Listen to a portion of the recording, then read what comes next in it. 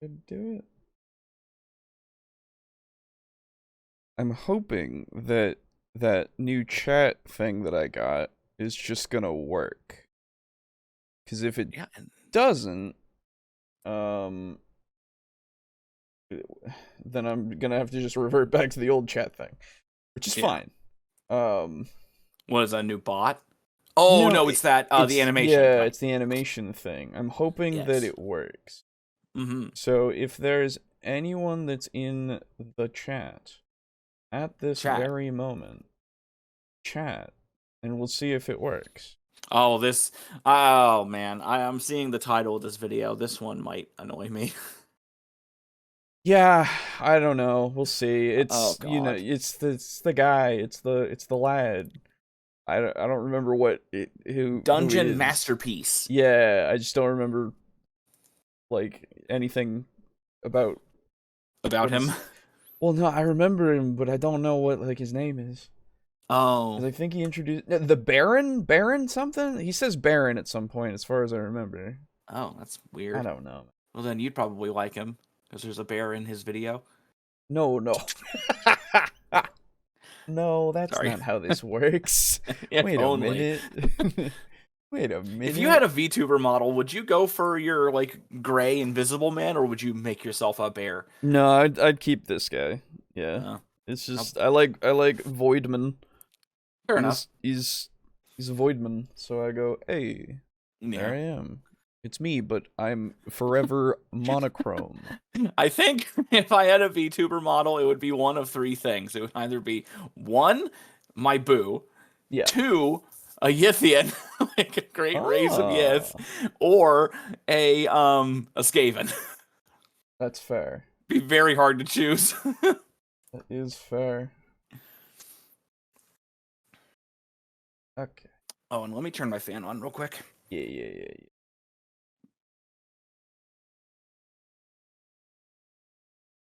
Hello, here for whatever this is about. Hello, Jack and Kraken.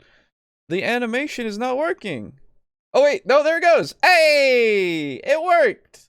Oh, did it? Yeah. Good. Does it look good? I can't see it. I'm not in the chat.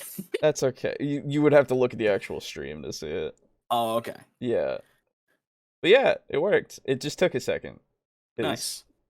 I can read the chat before it actually goes on the screen. Cool. Woo! And it's like noticeable. Yeah. Yeah, it's good. Like it's something that when someone sends a message, you'll pretty much notice it instantly and be like, "Oh, we got a new, blank." It just it rolls in and expands itself. It's very good. Yeah. Cool. Well, hello, Draco Kraken, for a sec. Oh yeah, here a test for Boo. Boo's not looking at the stream. Yeah. So... But I'm listening to a man who is, so it works. That's right. Yeah, it all works. It all works. Yeah, okay. There's a significant delay on it coming up, but it does work, which is fine. I will keep track of it as we continue, as I always do. Did you? Well, sorry. What the fuck? Why is this person skiing? Sorry. Did you see that new video that I put in the general I didn't chat? watch it because fuck me. Dude, watch it. It's really good. Okay, I'll watch it later, but I haven't seen it yet. No. Watch it now. No. Coward. Lux unit activated. Dude. Hey, Lux. Yeah, no, the thumbnail, I immediately went, ugh.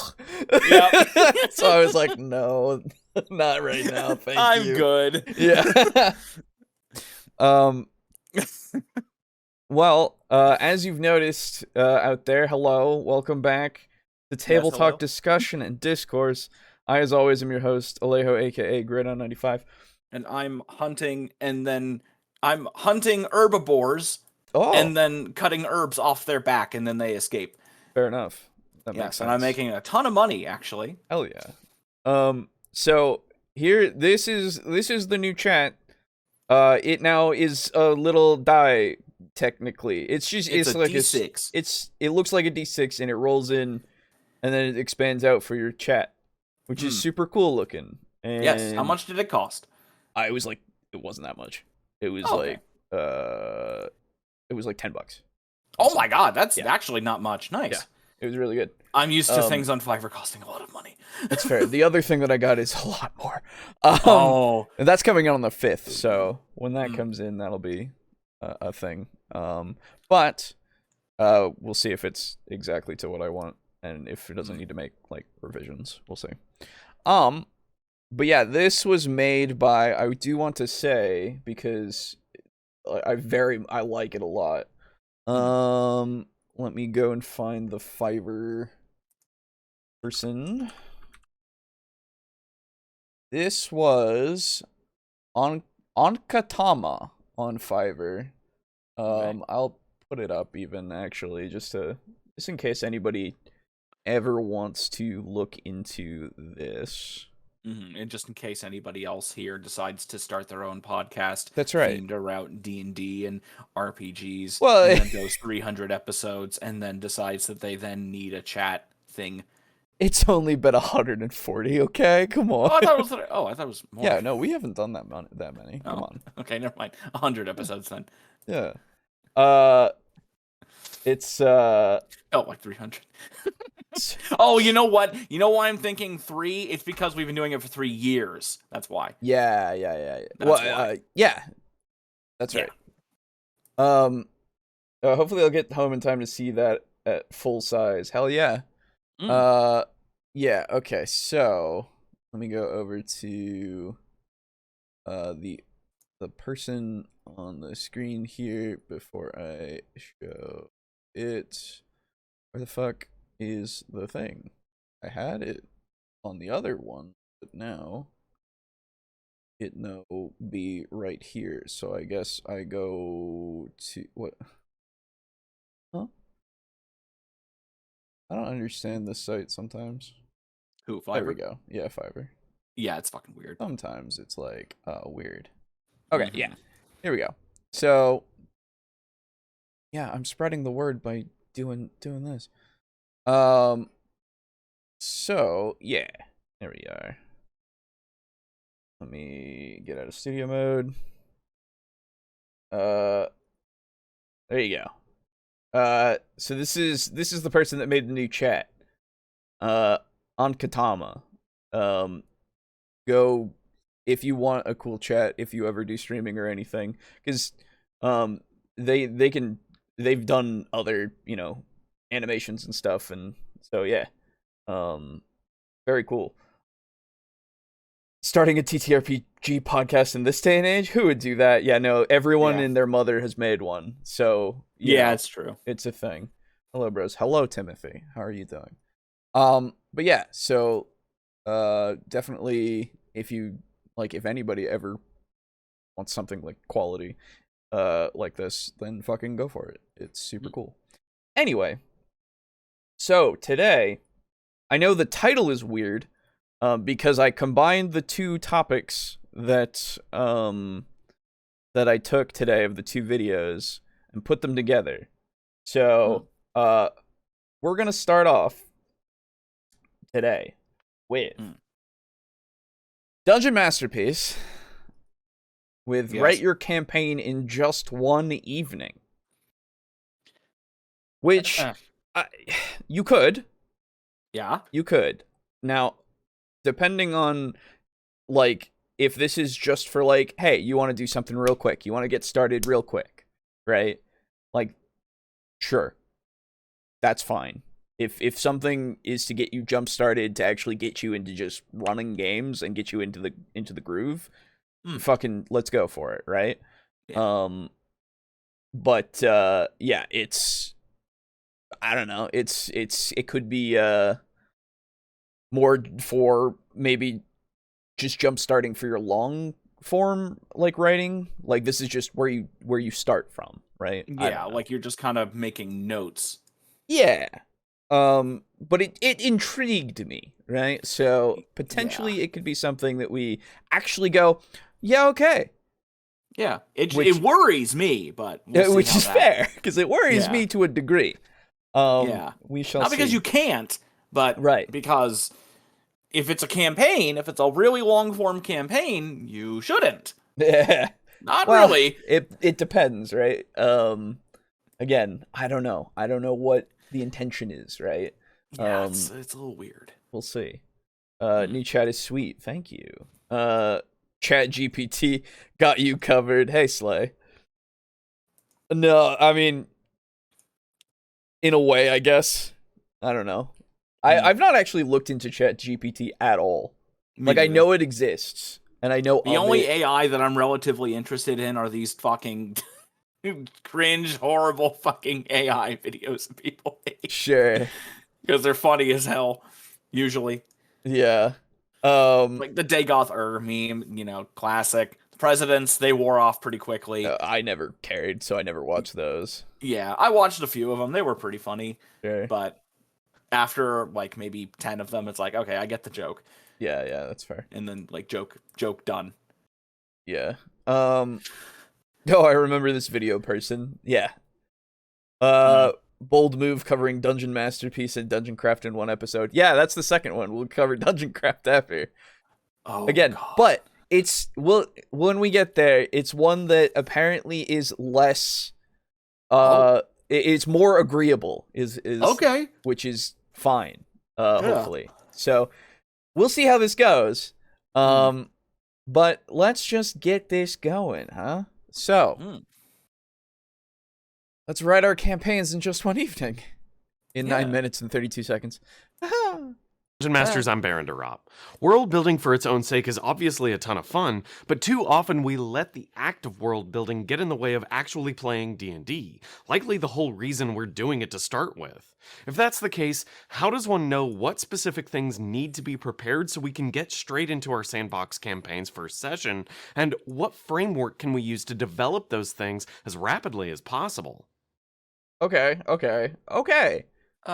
First thing, sure. I don't agree with. Let me drag it back because that first thing that he said made me go, huh? Yeah. Good evening, Dungeon Masters. I'm Baron Derop. World building for its own sake is obviously a ton of fun, but too often we let the act of world building get in the way of actually playing D&D. So too often we do, apparently. I don't really follow that too much, because if you schedule a game, the game is going to happen whether or not you can constantly world building or not. From what I can, I'll give my best faith interpretation is like as a maybe new DM or somebody who is just really focused on creating their sandbox world beforehand. You may get bogged down on like making every single thing immediately, right? Before even like thinking about running a game, or like you really want to get all this shit out beforehand before you want to make it perfect before you start. Which again, it's a thing that you can do, absolutely. There's no reason why you can't. But I think that it's fair enough to say that if that does kind of get you to the point of like you're not even like you're focusing so much on like every single flora type, right? You know, if you get to the small things and you're like, okay, you know, it's perfectly runnable at this point, I can still focus on I gotta tweak this and then this, right? Yeah. If there are those really small things, then sure, that could be something that does like take up a lot of your time and prevent you from running things. But again, if that's something that you want to do, I don't see that that's a problem, right? And it's not like he's saying it's a problem just yet. He is kind of giving that slight implication because you're not even running your game yet. You know, it's taking you forever to run your game. But at the same time, unless you've literally gone and said, hey guys, I want to run a game. Do you want me to run a game for you? And they go, yeah. And then you go, okay. And then you take like 3 months before you even start. That's when it's a problem, right? But if you, before even asking anybody, if you're just making something and then, you know, afterwards you're like, hey, I have this world that I made. Let's play, guys. And then they go, yeah, let's do it. Then you're fine, right? Yeah. So I guess it just depends on the context of how we're getting started, right? I like the videos where Dagoth reads Lovecraft stories. Dagoth videos are just great. Let's be fair. They're fucking great. And I heard I did the one where he was reading Dagon, and that sounds good pretty shit. Good. Yeah. He's got a great voice. Yeah, it's true. From what I saw, ChatGPT just repeats itself after a bit. Does it? I don't know. Off the top, fair. I do get too bogged down in the world building. Yeah, exactly. It's a thing that can happen. Absolutely. The same can happen with me on occasion. It really just depends, right? But usually I'm at the point of like, let's play the game and I can figure out a lot of the shit when I'm running it. Or if somebody asks a question and then I go, oh yeah, and then I can start like if it comes up, it's like now it's necessary to do it. Yeah. But I usually have the broad strokes down beforehand. I thought the Dungeoncraft video was more agreeable, but I'm sweating bullets over having given it that endorsement. Yeah, it's your ass on the line, Lux. That's right. I picked it because you said. Anyway. Oh, so sorry, that was Lux, right? Yeah. Okay, so Lux, sorry, I need to interrupt real quick. Yeah. Lux was the one that had the like Kobold Empire in his world, right? The one that was like had like vampire kobold nobles. I think so. I think it was I think there was that. What you should do is you ought to look into one of the creature codexes from Kobold Press, because they have a whole bunch of other kobold types that you could very easily just toss into your empire. Oh, hell yeah. Yeah, the one that I always recommend is the Swobold, which is just like a jacked fucking kobold. But then there's also like Kobold Shaman, Kobold Rogue, Kobold King. There's just a lot of different ones, and they have like lots of unique abilities. So if you're ever interested in expanding the Kobold Empire and getting different, types of kobolds, then you should look into that. There you go. Anyway, that was it. Yes. Okay. Yes, that was Lux with the kobolds. So there you go. Yeah. Okay. Great. Cool. As someone who can ramble, I can see the downside of getting lost in world building. Yeah. I mean, it really just depends, right? If you've set a time for yourself before you've started world building to get things ready, and you don't have things ready by that time, then you've created a problem for yourself and the players that you're gonna run for, right? And if you haven't, and you're just creating the world so that you can have it ready for whenever you want to play, then you really don't have much to worry about.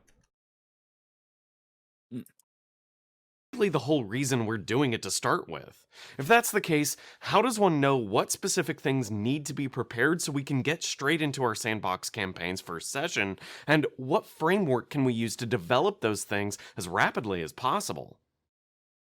What is happening? Events have been set in motion, and if the player characters don't stop them, the world will be irrevocably changed. But what are these events? Is an evil princess trying to enslave a powerful dragon? Perhaps a demonic warlord is trying to open a portal to the material plane. Or maybe a magic-wielding fine artist has been painting portraits they can magically spy through the eyes of and is selling them to people in power. Dude, all of those are great ideas. Oh, those are all pretty good. Let's do it. Whatever the antagonist is, they are working to upset the status quo. In addition to understanding the antagonist's objective, it's useful to think through why your antagonist is doing these things, not just what they are doing. Vengeance, jealousy, hatred, or fear might be an underlying motivation for their actions, but a primal drive for power and security are really the only long-term stable motivations. Drive for power... Security are your only stable long-term motivation. I would say that a drive for power is not, because once you have the power, then you tend to use the power for something. Power isn't really ever the goal, not the end goal. It depends, right? I guess having power over, like, say you wanted to become some sort of leader, right? But that usually implies that you want to lead the people that you are leading to do something. Or well, tyrannically you could do that too, right? So, like, leading doesn't mean that you're, convincing them one way or the other in like oh no, what I'm saying is like power usually isn't the end goal, just power in and of itself. You usually have a goal, you have a reason for why you want to get that power. It's not just I want to get power. Yeah, so yeah, I guess it's more just the usage of power would be more what I would say, because it's like, why, when you get that power, what are you planning to do? Exactly. It's the more stable long-term goal in this case would be the acquisition of power in order to do blank. Right. And even then, once you do blank, then you're going to have a new goal. So power's not really a good example of this. Security is a good one, though. Security is good. Yeah, absolutely. Yes. Because, you know, if you're a king...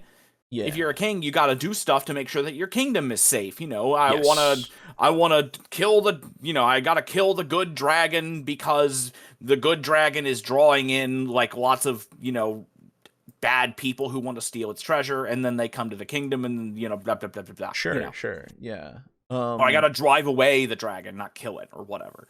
Yeah. I wonder if what he means by stable is just like something that you as the person who's creating them can rely on.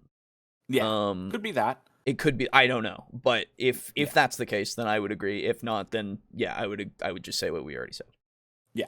An idea I have to make a simple world to play with and use as you work on something deeper in the background. Yeah. That's also like if you make something again very basic, bare bones in a way. At least detailed enough that you can like run a couple of sessions in, like you have enough people that it makes sense that this is a place that people live, right? And you have notable NPCs. You don't even need to get it to be that detailed. Just have notable NPCs and like shops and such, right? And then you're basically set. You just have to figure out like adversaries, if they be monster or man, right? However you want to get them to continue to engage with that while you work on stuff in the background. Absolutely. Fear is a solid one, but that is a desire for stability. I'm hesitant for the phrase only anyway. Yeah. That's the other thing, right? Because you say only, or at least, sorry, I say you, I'm speaking to our good old Baron here.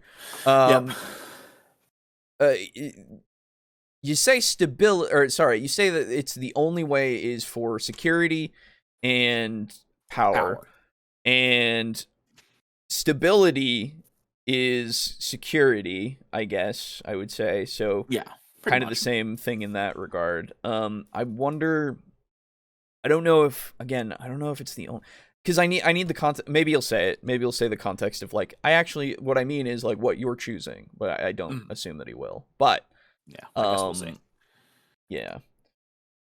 A lot of stories have a bad guy who wants power but does not think about what happens after. It's funny. Yeah, well, that's the thing. It's just a person who's doing it for no reason, and it's like, Marvel movies. Not all the time. Not all the time, but a good deal of the time nowadays. Nowadays, they do have a goal, but it makes no sense. Oh. God, I feel like that's even worse. Yes. Anyway, I'd say the search for narcissistic supply is a pretty permanent motivation. Narcissistic supply, so a security in having that. Like this is the thing. If we want to make it very like if we want to break it all down to the simplest thing, security is a good word to use, right? Because it's a very broad word for a lot of different that's fair. Motivations, right? So if we're trying to break it all again, if this is what he means by just like having a thing for a villain only and not you creating things to have motivation, security it works for that. Whilst power is too vague, transitory. Yeah. That's another. It's like what we said. If you have something that you're using the power for, I think power plays into security a lot of times, right? That's true. So you're kind of the power aspect is just like, well, I'm not just doing this for power, right? So security is really the one that he's gotten me that I'm like, yeah, but I can't think of anything else. Yeah, pretty much. So because security is kind of one of those things that you really do have to maintain. Yes. Yeah, exactly. As opposed to power, where once you're in a position of power, it actually is a relatively, at least in like a political sense. Yeah. It's kind of easy to maintain that. Yeah, depending on how you got that power, right? Yeah, unless you're in like a more brutal society where the strongest is the, like the beastmen or something like that, you know, where, you're the strongest, so you're in charge, but someone else is always going to show up who tries to challenge you. Yes. And they will kill you.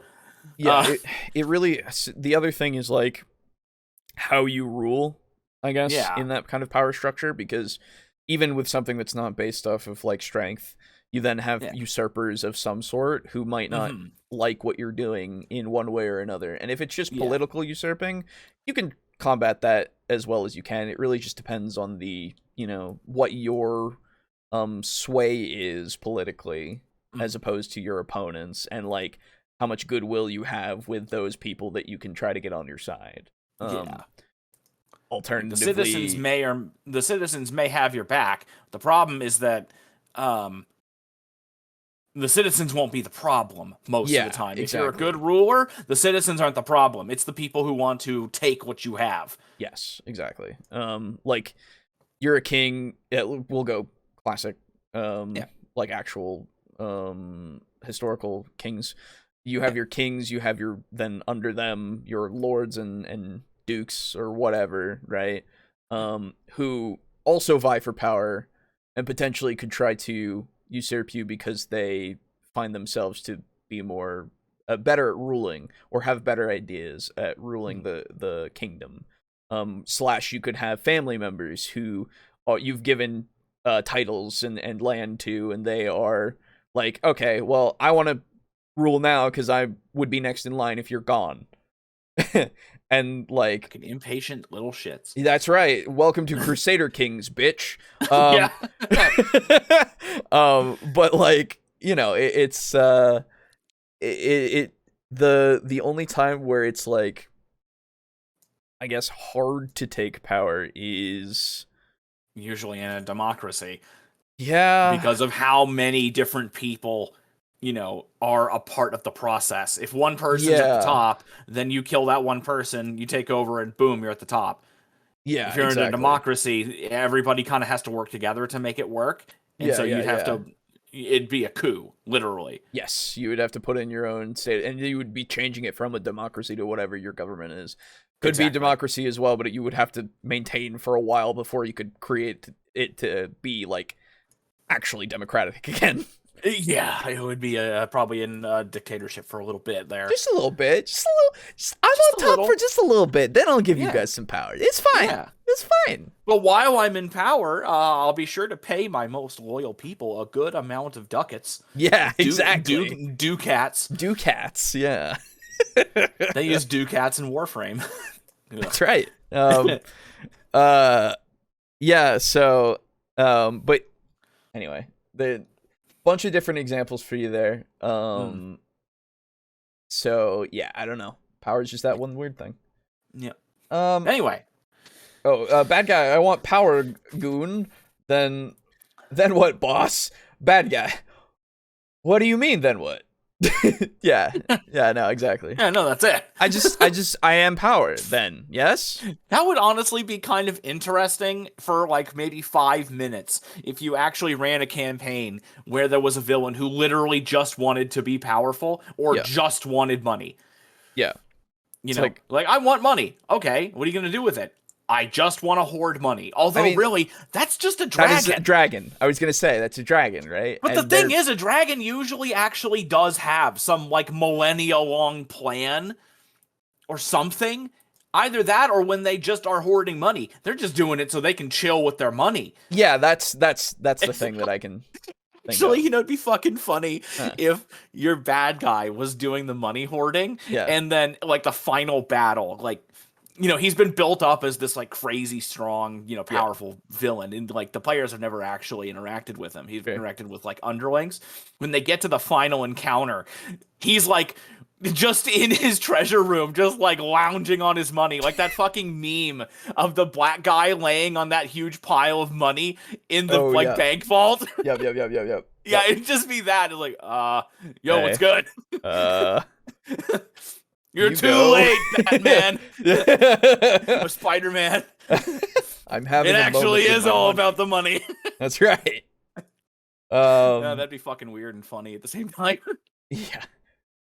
Plus, dragons look cooler. They do. Yeah. Oh no, that wasn't the other thing. When they find the guy in the treasure chamber, he's like dressed up like a dragon.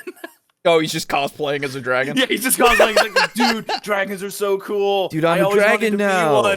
I'm a dragon. It's so cool. Check out all my money. I'm a dragon. It's so cool. And he's just like so benevolent just because like he's not doing anything but just getting money. So he's just like getting money. It's like, no, it's like, well, dude, in order to make all this money, I did have to improve the roads. I had to improve infrastructure. I'm actually doing pretty good. Yeah, we're pretty fine. Honestly, I just get paid, and like whatever the other guys do, they're doing their job. He like has no idea about anything. I didn't tell him to do it. I was in here. Yeah, he's the clueless businessman, basically. Of like, I'm at the top, but like, I'm making the money still, so everything should be going fine, right? Yeah, like I think I have like a spending. I have like a spending report, an expenditure report. There it's like, here, check it out. It's like roads, schools, churches, parks. They're all like forged because the number one under him is like doing evil shit, so it's really the number one. Oh man, there you go. Yeah, that'd actually be pretty funny and kind of creative, actually. Yeah. It's not the head guy who everyone is like, oh, fuck that. No, it's their number one. And like the number one is like, dude, the king's making me do this shit. Yeah. Oh, yeah, actually. Yeah. That'd be pretty good, actually. Yeah, oh man. I don't actually mind that at all. Yeah. I did that as a joke, but no, that actually turned out kind of okay. Yeah. There you go. There's a free one for you. Yeah. I guess with most stories where the bad guy wants power, they usually get beaten before they get the amount of power they want. Yeah, usually, right? Yeah. Unless it's Thanos. Yes, exactly. And then he did the right thing, and then they have to go back and do the wrong thing. No. I was just gonna say then they ruin him afterwards in the next movie, but whatever. Yeah. And if the villain is already at the peak of their power, it's really the heroes who want to gain power.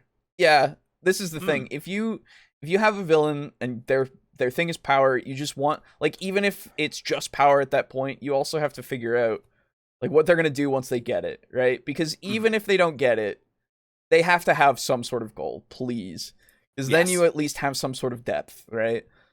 Even if they never share it with the party ever in any way, they've at least gotten that depth, and, like, afterwards, when no one's gonna play that, they're done with the campaign, and you're probably never gonna have to worry about that again. You can just go, yo, so he was gonna do this. Yeah, but he was gonna. Him. If you didn't stop him, he was gonna do this, and then they go, oh, okay, neat. It's like, oh shit, man, maybe we shouldn't have stopped him. That sounded way more interesting. Right? Yeah. In the movie Megamind, that stars a bad guy. He just gets bored with the power he wanted. That's true. That is true. I've not watched Megamind, but I know of it, so. I've always heard it's, like, super good. Yeah, I always hear good things. In essence, ponder not just what this antagonist is trying to achieve, but what they fear will happen to them if they fail to achieve it. That evil princess knows she might be assassinated by a rival noble in her court, so dominating a dragon and gaining its protection before it's too late is her goal. Understanding your antagonist's fears will help inform the campaign writing process later on. It's almost like bioluminescent. Yes. So fears are good. Fears can be a goal, right? Not everything has to be based off of their fear, obviously. But a fear is a good place to start as to how they will act when they are continuing to do their plan. Because, like, anybody who makes a plan is going to go, what's going to go wrong? Especially as long as they're smart. Yeah, exactly. You can't plan for everything. Everyone knows that. And even the best laid plans of mice and men, all of that, right? But just to give them, like, additional moves if that's something that you need to figure out as to what they're doing with their day-to-day. Like, they might be enacting on those fears to minimize them, right? To the point where you could even make it so that they aren't just fears, they're paranoia, right? Where you make it more deep and make it so that that is why they're becoming more evil, potentially. They are so paranoid that anyone could do something that they're just, like, doing so much to the other, like, to protect themselves that it's fucking over everybody else, right? Stalin? Who? Yeah, yes, exactly. Oh, I'm fine. Wait a minute. All of my generals are plotting against me. I know it. Yeah, right. And so you shoot them all in the head. Time to send more than 3 million people to gulags to do something. Exactly. Yeah, again, paranoia very much can get you to be an evil very quick. It's a good motivation. Or at least a consequence of your motivation. With the high-level antagonist's motivations and goals mostly fleshed out, defining a regional map is a solid next step. And we don't need to make this more complicated than necessary. For example, queue up some map-making software like Worldographer and crank the Generate Random Map button until you bump into a geomorph that speaks to you. That's what I did with same whatever I was using, whatever the thing was. Yeah, it was a random map generator, and it was like, hey man, what do you want? I was like, I just want a few things like this, like this, like this. And it's like, okay. And I did the first one. I got you, fam. That looks pretty good. And then I did a second one. I was like, oh, that looks pretty good.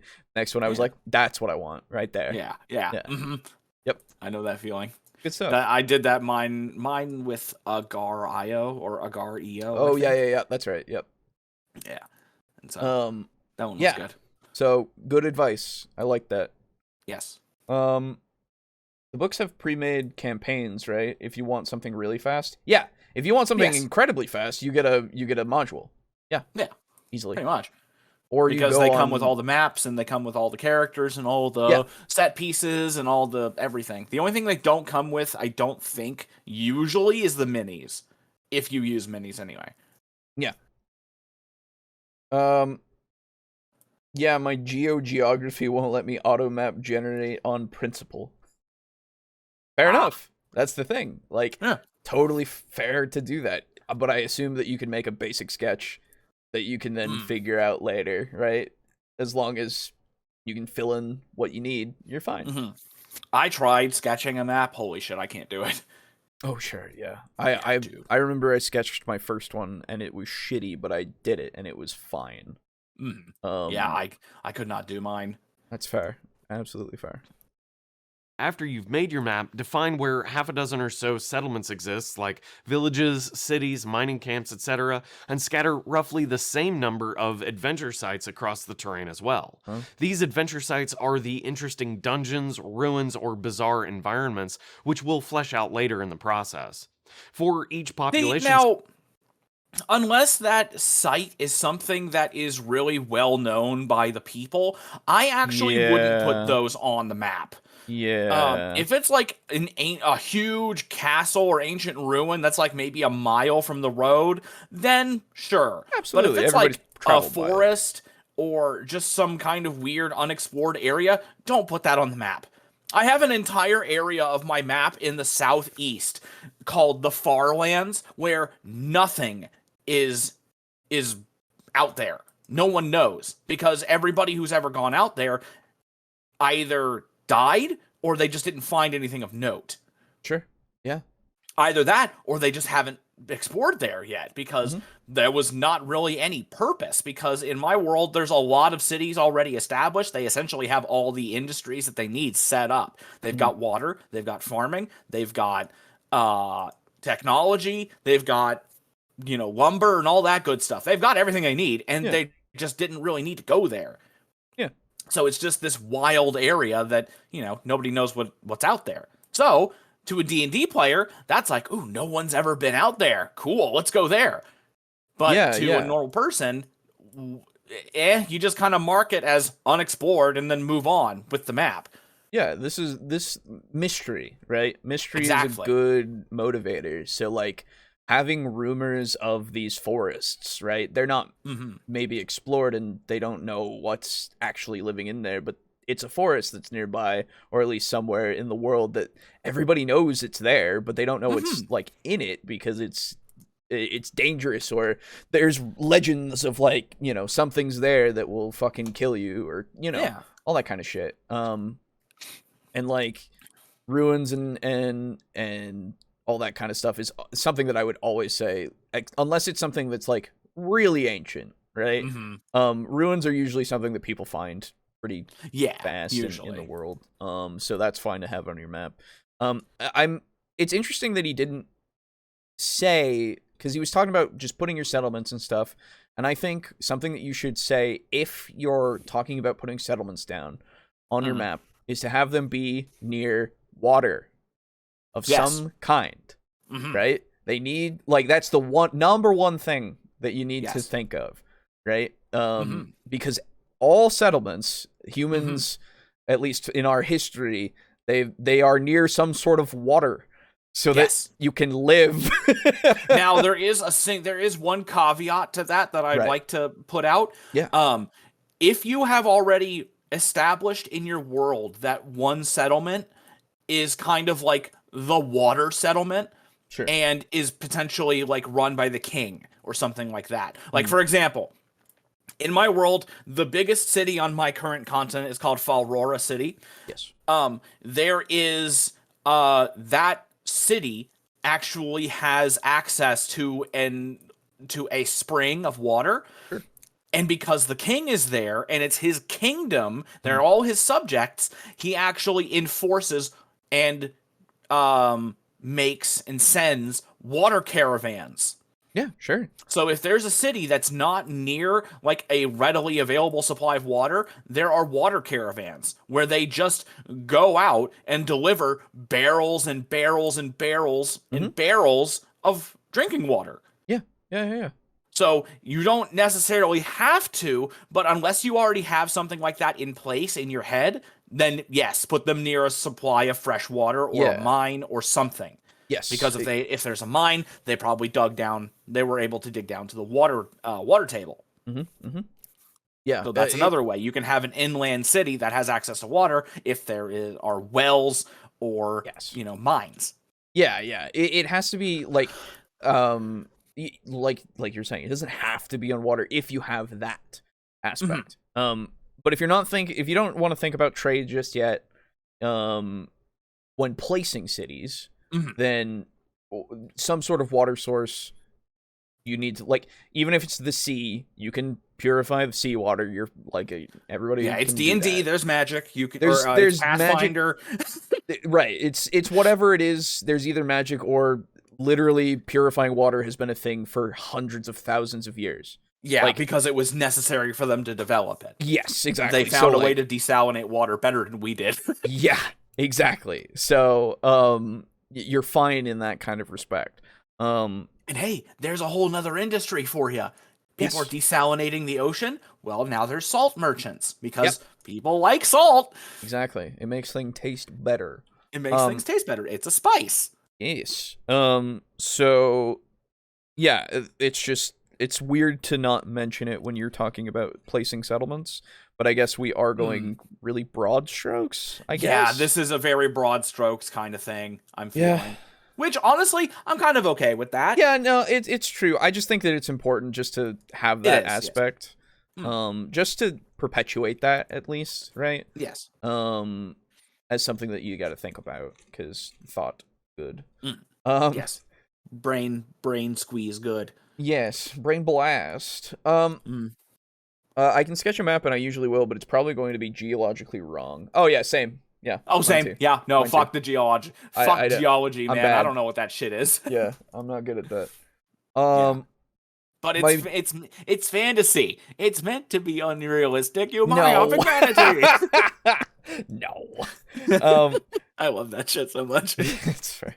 My doodles might look like a map if you look hard enough. Can't wait to see how that goes when I get to it. You know, that's fair. Again, there are programs out there that you can just have generate things and get to at least somewhat nearby what you want. Yeah. And there are programs that even though you can generate them, you can usually, or at least the ones that I've seen, you can edit them to essentially match what you've created. Yep. Or at least get close. Yes. You need water not just for water itself, but also for trade. Yes. Exactly. Trade is important. Yes. Yes. It's a lot harder to go over land. Absolutely. Yeah. This is the thing. Are you making, like, if we're world building and if this is, like, following this, are you making a continent to a continent, right? Are you making, like, an inland river to do trade? Like, this is things you go deeper with, right? Yes. But yeah, having yourself be near the sea at some point for somewhere, or a couple of different places that can get to each other, that's good for trade, right? You need to be able to trade via the sea because it's way faster. Yes. Not by, like, well, it can be by, like, months. It depends, right? But yeah, it'll depends still on the take a weather while. and all that. Yeah. Yeah. When it comes to my port city of Crandall, I was thinking something like Stormalong from Flapjack, but shittier. Stormalong from Flapjack? I've never heard of that. That's the main like town that they're in Flapjack, yeah? I'm What's pretty Flapjack? sure. Flapjack is it was a Cartoon Network show that was did you ever watch like Chowder and No, I didn't. Oh, okay. Yeah, it was that kind of like era with, I think there was the same creator maybe. Funny show. Like, okay, actually pretty good. I think I know the name, but I don't know the show. No, yeah, fair enough. Yeah. I try with geology, but there's a lot I don't know about it, and the needs of the society I'm trying to create will tend to come before geological realism. Yeah, sure. That's fair. Yeah. We are humans. We're very good at reshaping the environment. It's also true, right? And especially in something with, like, magic. If it's high fantasy, you can absolutely... And even if it's more realistic, you can absolutely have it where things have been created so that things work. Right. And I mean, even something like in low-ish fantasy, you can probably still have a way for your characters or your races to make some form of explosive to clear shit out. Yep. Yeah. Whether that's C4 or dynamite or black powder, Yeah. it all effectively will do the same thing. Yes, sir. Center, ask yourself what trade, craft, or commodity the town is known for, and what unusual belief, custom, or ideology the citizens who live there observe. Doesn't have to be unusual, but I get it. Yeah.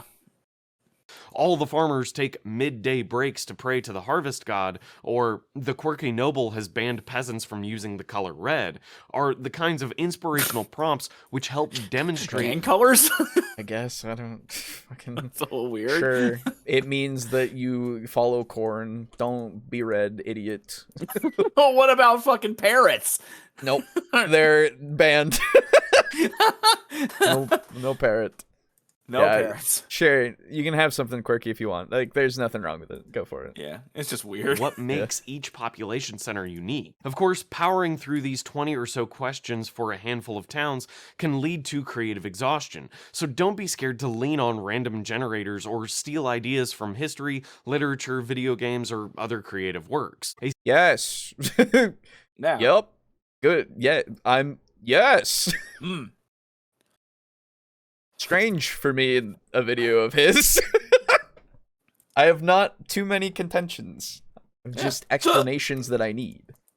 A city inspired by Holland's 17th century speculative tulip market is enough words on paper to demonstrate why everyone is obsessed with unhealthy stock trading and the flower markets. I fucking love that idea. Okay, tulips. So wait. A city based on the 1700s Stockholm... Holland. The tulip market. Yeah. Okay. It's like turnips in Animal Crossing or whatever. Yeah. Same thing. It's the stock market, not the stock market. Yes. I mean, that's what they call it in Animal Crossing. That's true. It's more that I'll decide what kind of society I want to be in a place, then I decide what kind of geography would make that exist. Oh, yeah. Yeah, that's fair. Next, repeat this similar prompt building process for each adventure site. Think up and note down the location's description, and also make note of what the location's original purpose was. Orcs sleeping under a crumbling stone pavilion in a forest clearing might be a fine description, but the pavilion gets even more interesting when you note that a bygone druid circle used the bathing pool under that pavilion. These prompts will help build out the needed plot hooks for each location later in this process. Your main protagonist is extremely busy keeping their planes in motion, and need the help of underlings to accomplish specific tasks, and there is no task more important than MacGuffin hunting. Think through what goal your main antagonist has, and what people, places, artifacts, or information the antagonist needs in order to accomplish their goal. To return to our evil princess example, she might need to manufacture a crown made from dragon bronze, an unusual alloy cast in dragon bone molds and quenched in dragon's blood.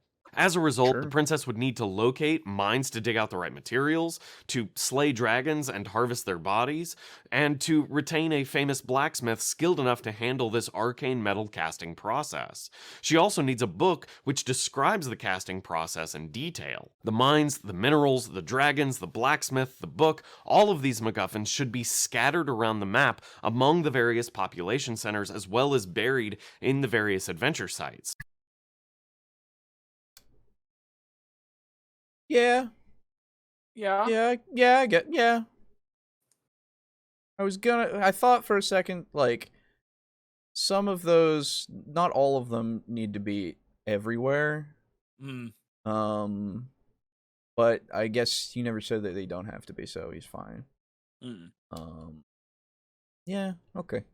Though, scattering them to each adventure site, I guess if we're purely because my definition of sandbox is a lot different than others' definitions of sandboxes, I guess, right? Because I don't do things... Your sandboxes have, what are they? Steel wool sponges. That's right. In them.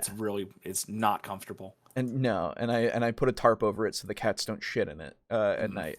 Obviously. And that was it, dude. That was so, like, when I was very small, we had a sandbox in the backyard of our house up in Maine, like the first house I remember living in.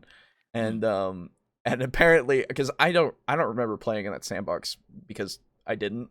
Because it was tiny and it wasn't in the backyard. I don't remember playing in the sandbox because I didn't play in the sandbox. Right, yeah. But it was, I just didn't. I don't remember killing anybody because I've never actually murdered Yeah, anyone. Exactly, right? Yeah, you get it. Sorry. You understand.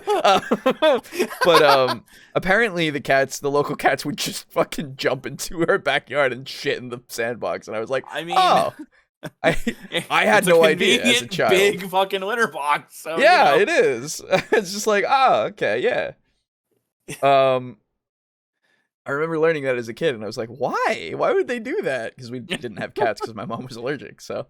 Oh, I see. Yeah, man, they're assholes. Yeah, that's weird. Why don't they just go wherever they are? I don't understand. Yeah. Yeah, I don't know. It was weird. Dude, the tulip stock market crash was insane. Worth a look up. I do actually want to know, so I will look this up really quick. Oh, that actually is a thing. Oh. Yeah. I didn't know that was a real thing. Yeah. That's why he was talking about history. Oh. In Holland. Mm-hmm. The Dutch tulip bulb market bubble, also known as tulip mania, yes, was one of the most famous market bubbles and crashes of all time. It occurred in Holland during the early to mid 1600s, when speculation drove the value of tulip bulbs to extremes. Interesting. Let's see. I want to know okay. Tulips were introduced to Holland in 1593, with the bubble occurring primarily from 1634 to 1637. 3 years. Jesus. At the height of the bubble, tulips sold for approximately 10,000 guilders, equal to the value of a mansion on the Amsterdam Grand Canal. Holy fuck. Okay. Recent scholarship has questioned the true extent of tulip mania, suggesting it may have been greatly exaggerated as a parable of greed and excess. So that's a fucking lie. Parts of it, probably. Here we go. So a single bulb could be worth as much as 4,000 or even 5,500 florins. Because the 1630s... we'll get... The 1630s florins were gold coins of uncertain weight and quality. God damn, okay. It's hard to make an accurate estimation of today's value in dollars, but Scottish journalist Charles Mackay, in his famous 1841 book Memoirs of Extraordinary Popular Delusions and the Madness of Crowds, does give us some points of reference. Among other things, 4 tons, T-U-N-S, of beer costs 32 florins. That's around 1,008 gallons of beer, or 65 kegs of beer. A keg of Coors Light costs around $120, so 4 tons of beer is $7,800, and 1 florin is about $244. Yeah. This means the best tulips cost upward of $1 million in today's money. The fuck? But with many bulbs trading in the $50,000 to $150,000 range. What the fuck? That's amazing. I'm looking at Investopedia.com for those of you who are wondering. Okay. So there you go. According to Investopedia.com. That's crazy. The value of tulips isn't exaggerated, but the severity of the crash probably is, from my understanding. That would make sense. Yeah. Jesus. Yeah. Anyway. A color being banned blows my mind, as it should. It would be something that was ridiculous, but it would make sense if you made it work, right? Yes. I'm here for Tofurkey Tuesday. Hey, Mug. How's it going? Hello. Hi there. Hello. Hi there. Hello. On the topic of insane things that really existed, the King of Denmark built a castle with an astronomical observatory for Tycho Brahe. I don't know if that's how I pronounce that last name. That was like something straight out of a high fantasy setting. Really? Cool. Okay, cool. The Tulip Bubble, yes. Tulip Mania is a heck of a dive. Dude, it sounds very interesting. Yeah, that's weird, man. Oh yeah, give me your house and I'll give you a flower. Yes, sir. That's right. You fuck, just my house? Damn, thank you. Steal. Yeah. That's weird, man. I can get like 6. Dude, that's amazing. I fucking love that. Wow. The value of the tulips isn't... oh, yeah, that's right. Okay, I already read that. Okay. Yeah, so Tulip Mania. Crazy. For added interest as well as easier quest hooking, think about what each one of these MacGuffins are able to do, or rather what special abilities each MacGuffin has outside of the antagonist's intended use. Weapons cast from metal found in a unique copper mine, for example, might be great for dispatching fake creatures, or the master blacksmith might be a powerful town mayor who has otherwise retired from the forge. These tangential abilities or skills add further interest to each MacGuffin and help drive the side plots involving them. Through these MacGuffin details, you'll build an idea farm for the various rumors your players can pick up on, and therefore rapidly get questing. Yeah, if once each MacGuffin is placed... Oh, thought I clicked it. If you need ideas for plot hooks for your story, absolutely. Like, good stuff. I have nothing wrong with this. Yeah. I suppose there are historical examples of certain colors being reserved for royalty, like yellow for clothing in China, with the penalty of death for anyone else wearing it. Yeah, that's true. Oh my god, I didn't know that. Way back. Yeah, because your emperor was fucking not emperor. Was there an emperor in China? Yeah, no, it was yeah, there's emperor in China. Your emperor was wearing yellow, and if you wore yellow, you're fucking dead. So don't you do it, you bitch. Mm-hmm. Like, yeah, because that's my color. Emperors were divine, right? Isn't that they were like close to gods in that I think culture? So. I believe it. To be fair, I'm not sure. Somebody can correct me. Please do. The only thing I know about China now is, well, okay, no. The only things I really know about China are some mythology. Yeah. And coal. And that's about it. Gotcha. Fair enough. Oh, and Tiananmen Square, of course. Oh, everyone knows that. Yeah, exactly. That's not much of a no. No. That's something that gets you banned, and your social credit goes minus down. 100 social credit. Yeah, that's right. This channel is sponsored by the CCP. Now I want to see a world where flowers are money. Your world then really needs to spend those flowers. Like, it's the same thing with like orcs and teeth in 40k, right? Yeah. A crumbling resource like a flower or teeth is good for like an economy that is about getting things fast, right? Or one that doesn't care about its economy much, right? Which is why orcs are so great with their teeth. Because they don't need to care about an economy. They just yank out their own teeth or the teeth of others and they sell them to other people. What would happen if an orc walked into a fucking mech boy shop and it's like, I wanna buy this gubbins, and it's like, that'll be 10 teeth, and they rips out the fucking the mech boy's teeth. Like, here you go. Hey man, that he's bigger and stronger, all right? He fucking was able to do that. Actually. He was fucking able to do that, so yeah. But that's the thing. You don't understand, because then the mech boy gets him back by making him a shitty thing that gets him killed. They do what if that. It's on like a counter? Yeah, they do that. They literally will fuck you over if you're a dick to them. If I remember right. Yeah. Like, that's how they retain being important. If you are on the bad side of a mech, you're gonna have to go to another mech to get your equipment upgraded or something. That's fair. Yeah, because they literally have your life in their hands. You think you just kill them and be like, okay, we need new mech? You could do that, yeah. You absolutely could, but if you slight them in any way and they just fucking hate you, you're dead first, more likely. So, yeah. Or they just want to do it because they want to have a laugh. Yeah. I fucking love orcs.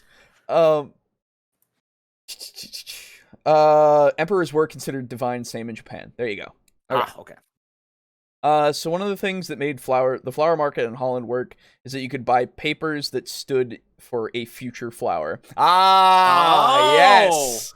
There you go. So that's how the bubble popped. Yes. That makes more sense. Thank you for that. That's very funny because I understand now how everything works. Yeah. Yeah. When we get our bulbs in next year, you'll get like 17, and then the winter comes and it stays for too long and all the bulbs die. Yeah. It's like, oh no! I gave that man a piece of paper that said I would give him a bulb, but now I have no bulbs to give him. Yep. Shit! Basically, they were considered the conduit for heaven's authority over the world. Yeah, I thought it was something like that, but I didn't want to speak out of turn, so thank you. You don't want to offend the Emperor. I don't want to offend the Emperor, you're right. It's on the map. Don't assume. No. Don't assume. No, never. I'll die. Indeed. Understand also, how some of these locations tie back to the main antagonist. It's also important to create reasons for the players to explore the map organically and find all these disparate MacGuffins. For each population center or adventure site, think through 2 reasons the location might be narratively connected to the other population centers or other adventure sites. Sure. A ruined lighthouse might have a few rare tulips rumored to be growing around the bottom of the tower. Tulips? Wait. Did you say oil? Connecting this location to that Hollandesque town from earlier, but the tower might also be home to a bandit king who has kidnapped a different town's mayor's son for ransom. Even if the players are bumbling around the map while getting up to murder hobo mischief, the players can discover these bandits, save the young man from the cage in the basement, and learn from the bandit king's journal plans to sell the tulips after destroying most of them for an exorbitant profit margin. This exercise will help define the various other factions around your game world and what their goals and fears are as well. Once each This is a good idea. I also think that you could have things that don't apply to the narrative. Because, again, I assume that when we're creating a sandbox, we aren't making everything straight up just for whatever the main story is going to be. Yeah. Right? Like, I understand and agree with the idea if we want to make something very quick and smooth, I guess, to get us started, or smooth enough to get us started, to make everything kind of connected so that you don't have to worry about things, I guess. But if we're gonna do more than just a thought of one evening, I really think having just places that are cool, right? That might not have any significance, but are just there because the world exists. Yes. Right. So I know having them go somewhere, you just tell them what's there, and then nothing really happens there might be very boring to some, which is fair. You obviously know your players, though, so you probably are gonna either give them something to do that's like a side thing, or you're gonna let them have just, you pass through here. It's fucking cool. Let's go. Right? You probably have figured out, or at least you will figure out what really works for your players if you're a new person, I guess, to all of us. Because I assume this is for newer people. It makes more sense for it to be to newer people, and I don't get the impression that this is necessarily for anyone experienced. Though it can be because, again, the paralysis of not starting things because you're so focused on one thing, or really minor adjustments, so... but so far, like, this is fine. Like, this is a good video. Yeah, he's not used anything that I've gone, what the fuck are we talking about? Yeah, thankfully. Yeah, like, even kind of a nice change of pace. Yeah, even his historical reference actually worked, and, well, so his historical references worked before, in a way, but not to the degree that was understandable like this. So, good job. I don't know when this was made in conjunction to the other videos, but good job. Damn, Winter took my money. That's right. I've seen enough Red Alert 3 to understand not wanting to offend the Emperor. Yes. Shit, I'm not paying enough attention to the video. Well, you know. This one, honestly, like, I've found myself kind of just being lulled in because I'm like, yep. It's just one of those ones where... It's unfortunate. Where that winds up becoming a thing where we're just like, yes, and good, done, okay. Yeah, the only times where I have things to say is when I want to expound upon things, really. So yeah, except for the beginning-ish. Location's set of issues are established, cramming all the needed plot points into a small flowchart-style dungeon map will enable speedy session prep at a future time. Okay, yeah, this is a good flowchart style, so, like, you're just putting down lines. You don't need to make big rooms. You just put like a line for this is where the entrance is. You put like a square, and then you put another line or 4 coming from each direction or whatever you want. You know, make it so simple that you can just figure out this is the layout. Okay, right? Yeah. You can even do basic measurements like this is a 30-foot by 20-foot room. Right? You can get all that stuff afterwards, but I very much, yes, put just the basic flowchart shit. Abso-fucking-lutely. Yeah, it's at first, like, when he said flowchart dungeon, I'm like, what does that even mean? I'm glad you explained it. I didn't really understand. Yeah, that's the thing. He shows a detailed map, which is not what he's talking about. Yeah. So how the hell is this a flowchart? Yeah, I assume we'll see a more flowchart one, or at least what I consider to be flowchart, because I've had to do flowcharts for some stuff for school, so I know, at least personally because of that, what a flowchart really looks like. Yeah, and I know what a flowchart is. And and like the construction of it. So it's just one of those things where it's like, maybe show the flowchart instead of the detail. I don't know. Yeah, that'd be good. Immediately. That way you don't confuse little bumpkins like me. That's who don't right. know what flowcharts are. Yeah. I mean, I do, but I don't. Additionally, by relating your locale's disparate plot points to each other in this way, you can create an exploration system such that wherever the players are is the right place to be. All roads lead to Rome, or rather, the sandbox is really just one massive railroad. No, that's really not a good idea. So, I get what you mean. Yeah, I understand, but that's not really a good sentiment to have. Yeah, exactly. Because if it's a sandbox, it's not meant to be constantly plot. Yeah, it's not meant to. Okay, there we go. There's there it is. The thing. Yeah, we spoke too soon. Right? I mean, yeah, exactly. So it's like, if we're running something that's going to be more modular, I understand if you want to have it in a big world. But again, not like I guess it really depends on who you're running this for and like what your timeline you really want to be, I guess, right? Because if it's a sandbox, that implies something that's going to last a very long time, at least in my mind. I don't know if that's a popular sentiment, but at least from my understanding, from the colloquial term, like, you look at a sandbox game, everybody looks at a sandbox game and says, oh, that open world that's going to be extremely long and have hundreds of hours of gameplay, right? Yeah. Fucking Just Cause. Fucking sandbox as hell. Yeah. Which I started playing 4 the other day, and it feels so tonally different from 3 that it... no, 4 is not as good. It doesn't 3 feel... is the best one. Yeah, it doesn't feel right. Yeah. It, like... Now, 3 is the one we're on Medici. Yeah, correct? Medici is great. I love Medici. Yes. Yeah, 4 was nowhere near as good. But 4 they took away, like, going to places and destroying things, like, being more important. Like, it's important, but it's nowhere near as important. You have to do it in order to get the militia or whatever, the guerrillas forces.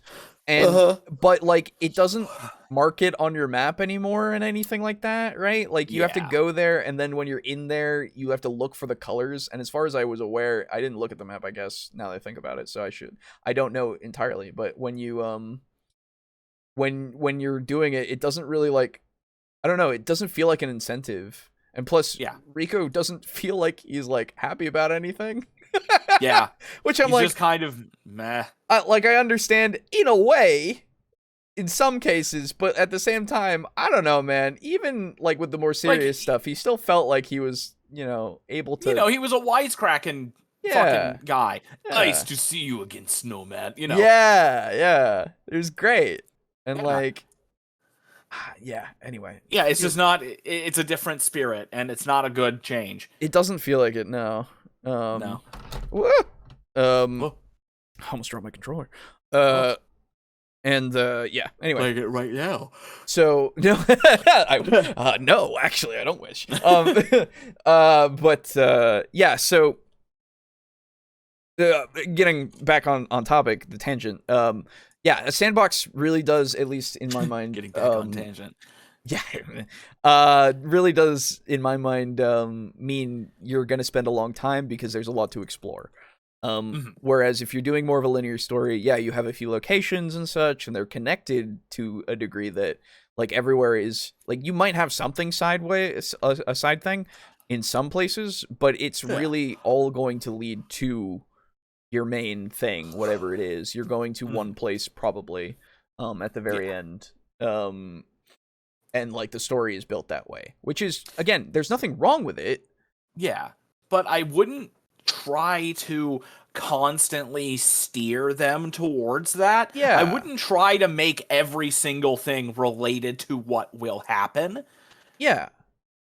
It'll be fucking years before I ever run this shit, so I can say this now, and you'll forget. Potentially. Probably. There in the world that I want to run, it's my Material World campaign, I want to do it in a more sandboxy style. Yeah. And what's going to happen is I will allow you guys to start in any major city that you want. Like, you just look at the city and you're like, what's this town like? It's like, well, it's like this, and blah, blah, blah. It's like, okay, what's this? And then when you choose a town, you'll start there, and you'll be able to do whatever you want. Eventually, you'll run into a thing that will reward you with a thing. And somebody back in your town will be like, oh, that's an interesting thing. You should take it to blank. Yeah, sure. And then when you take it to blank, they will be like, oh my god, this is actually a very important thing. Let me show you. He'll show you something that, like, expounds on the importance of this thing that you found. And then he'll be like, well, the legends say that there's a whole bunch more of these things. So you ought to try to find them. We don't know where the hell they are. You're lucky to have found even this one. So if you ever go out on your adventures and you find another thing that looks like it could be this, bring it here and I can confirm it. Yeah, exactly. And then then you're free to just do whatever you want. But the story is to go out and find these things. Where they are, who the fuck knows? You'll have to find them on your own. That's what I was gonna say. You have it so that it's allowing you to do whatever you want, but also while you're out there exploring, there's that potential. Yes. Right? And there won't be a like, oh man, you found 2 of them? Okay, there's a no turning point here. No. Right. You need to go and find more. This is your thing. Yeah, no, it's not going to be like that. It's going to be like, I think there's going to be like 9 or 10 or so. Sure, yeah. And until you find all of them and do something very specific with all of them, you're free to do whatever you want. Although after that point, there will be a point where you're like, you have to stop what you're doing and do this thing. Sure, because you will have done a thing. Right, yeah. That is an important thing. It makes sense that there are some times when it would be more imperative that you need to do something. Yeah, right. This would be the kind of thing where it's like, where you like to present something like, if you don't do something now, this will irrevocably change the world. Yes, exactly. And so, and again, if you don't want to, go for it. Yeah. It's not going to be good, but you can ignore this. Yeah. The world will change with or without you. Yes, exactly. You can prevent that change if you so desire. And hopefully, at that point, you'll have enough characters and enough connections and enough interests in the world that you're like, oh, no, I don't want this to happen, so let's go and stop it. You know? Yeah. That's how I intend to run that kind of a sandbox. Yeah, and that works entirely. Yeah. I would say. So, yeah. But I wouldn't just be like, oh, man, you go here, looks like you found one. Oh, you went in here? Yeah. There wasn't one there, but there is one now. Right, exactly. I wouldn't try to fucking force this into every little scenario. Yeah, that's the thing, because again, we're talking now about something that seems to be more linear. Yes. Which again, if that's what if like a linear campaign is way easier to do for your one evening session or your very starting new thing, right? And I'm like, creating a world around that is totally fair. I just don't call it a sandbox. Yeah. Right? You call that a campaign. Yeah, it's just, that is a linear campaign. You will be going to different places, but it's not necessarily like that you're free to do whatever, because it's all, again, riding on you going to these places and finding a thing because you will. It's like, oh, it's scripted. Okay. Yeah, so it's linear. that's a better way to say it. Yeah. I'm not going to have it be scripted. Yeah. Which again, if that's how you want to run it, that's fine. Yeah. It's just, it's not a sandbox. Then it's just not a sandbox. Yeah. Then. I always felt sandbox is really just a theme park game. Here's the world. GM comes up with rides and uses them when you decide to go to Space Mountain instead of Splash Mountain. Yeah. Yeah. It just gets tabled to be used and repurposed at a later date. Yeah, absolutely. Oh my god, they're playing Risk of Rain. Oh, hell yeah. Cool. Nice. I haven't played that in fucking years. Yeah, same. It feels. A sandbox is a railroad, huh? Help, please. Yeah! I know, that's just the weirdest fucking, like, combination of terms that are totally not the same. Yeah. It doesn't feel like, it feels incongruous, so I don't know. Oh, now I got it, kinda. Yeah, I don't know. Yeah. Most people like a railroaded game. There's a reason my modules get brought up like crazy and ran a lot, or adventure paths. It gives people something to connect with when you're not part of the same group. And that's fair. Yeah, and that's totally, like, I am 100% not against any kind of fucking module thing. I like running modules myself. It gives me, like, less that I need to do with my brain. Right? Which is sometimes very nice. Yeah. Because you can tell a story as opposed to creating a story. Yes, exactly. And which is a lot easier. You can trust me. Exactly. Yes. And you can run it however you want, add whatever flair you want, but you are still able to rely on that story that's already been written for you.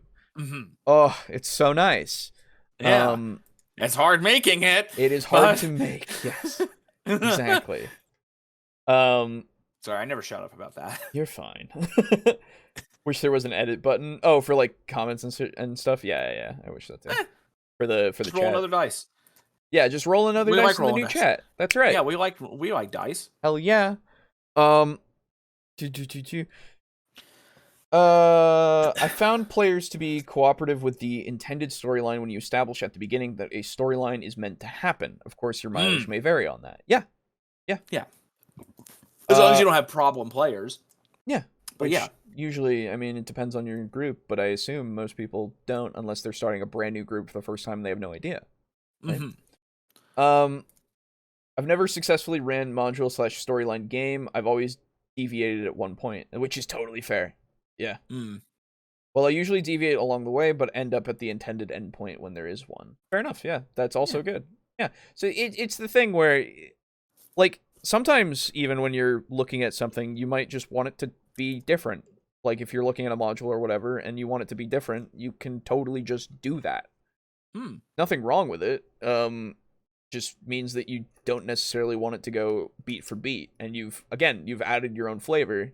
Does it make sense? I hope, but it might not. Which again, sometimes nobody cares, right? And that's fair enough. It really that's the thing as well. If you run that and you never let them know that you just went, nah, fuck it, this works. Yeah. And they just go. That makes no difference. Yeah, it makes no difference. And then maybe afterwards you can go like, yeah, I just wanted to go this way. And then they go, oh, weird. Okay, sure, why not? Yeah. It just, it depends, right? Of course, once you're in a dungeon, there's only so far, of course, you can really go unless the players decide to just leave or something. Yeah, exactly. If it's a dungeon crawl, and you're devoted to a dungeon crawl, then yeah, it's hard to deviate too hard. Yeah. But, I mean, you're in a dungeon already. You're probably there for a reason. And you're probably going to go through it. Unless you actually did just kind of stumble in there. Yeah, in you're just which kind case, of exploring, you find a tower, it's like, oh my god, this goes down deeper. But even so, like, you're probably like, yeah, I'm going to go through it, so why not? Unless you go in there and you're kind of unprepared and you're like, oh my god, this is dangerous, we should come back with blank. But even so, then you're gonna come back at some point and nothing's really changed except for maybe some enemy placement, right? Yeah.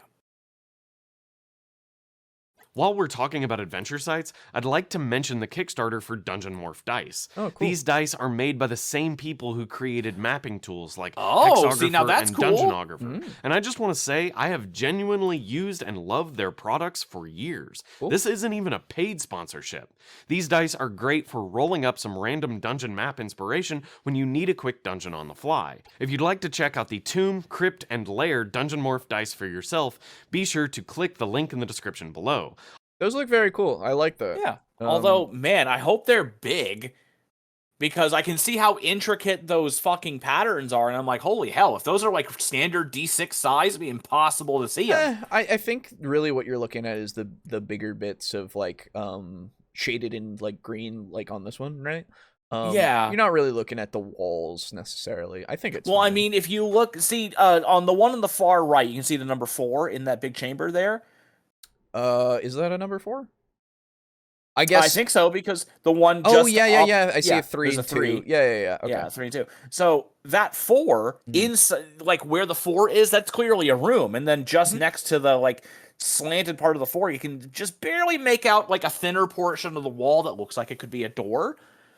Yeah, I think then that means I don't know if that's a door. I think that might be just a dead end that's nearby potentially, but wait, maybe. Yeah, you see, it's on the thin wall next to the 4. It potentially could. Well, barely looks like a door. The other thing is we can't really judge size because this is a stock or a taken photo with. I know. What I'm saying is, I hope that they are big, because otherwise, if they're standard D6 size and like the filled in white areas are walls and the gray area or the darker areas are rooms, they are tiny. Yeah, I mean, I'm looking at my D6 right now for the TableTalk dice, and I can understand. It depends, right? I feel like I could pick it up and look at it and get it anyway. It just, I guess it depends on the level of detail. it'd be really funny to use those as actual dice because they could. still have the numbers on them, dude. I think you could. Yeah, that's what that'd be pretty great. It's like, it's like you got to search the dungeon. Where the fuck is where are the number? I have to look through my dungeon to find my number. Yes, that'd be fucking annoying. Anyway, yeah, I just hope they're large. I don't know. I think even as a standard one, I think it could still be legible. It really, because the fidelity of the photograph as well, I don't know. Yeah, that's true. Could look much cleaner in real life. Mm-hmm. It's mostly that the players will have unexpected ways of getting things done, but I haven't seen change the final goal from what was established, so they end up getting there. Yeah, exactly. For like dungeons and stuff. As long as they get to the end, like, it doesn't matter how they get there, as long as they do. Right? I'll also be raffling off some of their other dice sets at some point in the future, so cool. Be sure you're subscribed so you don't miss out. Now back to the video. I don't know when this came out, so it's probably that Kickstarter is over, so just go find those dice if you want them. Over the span of a few hours, perhaps even just a single evening, you'll have all the stuff you need to start your campaign. But where do you start it?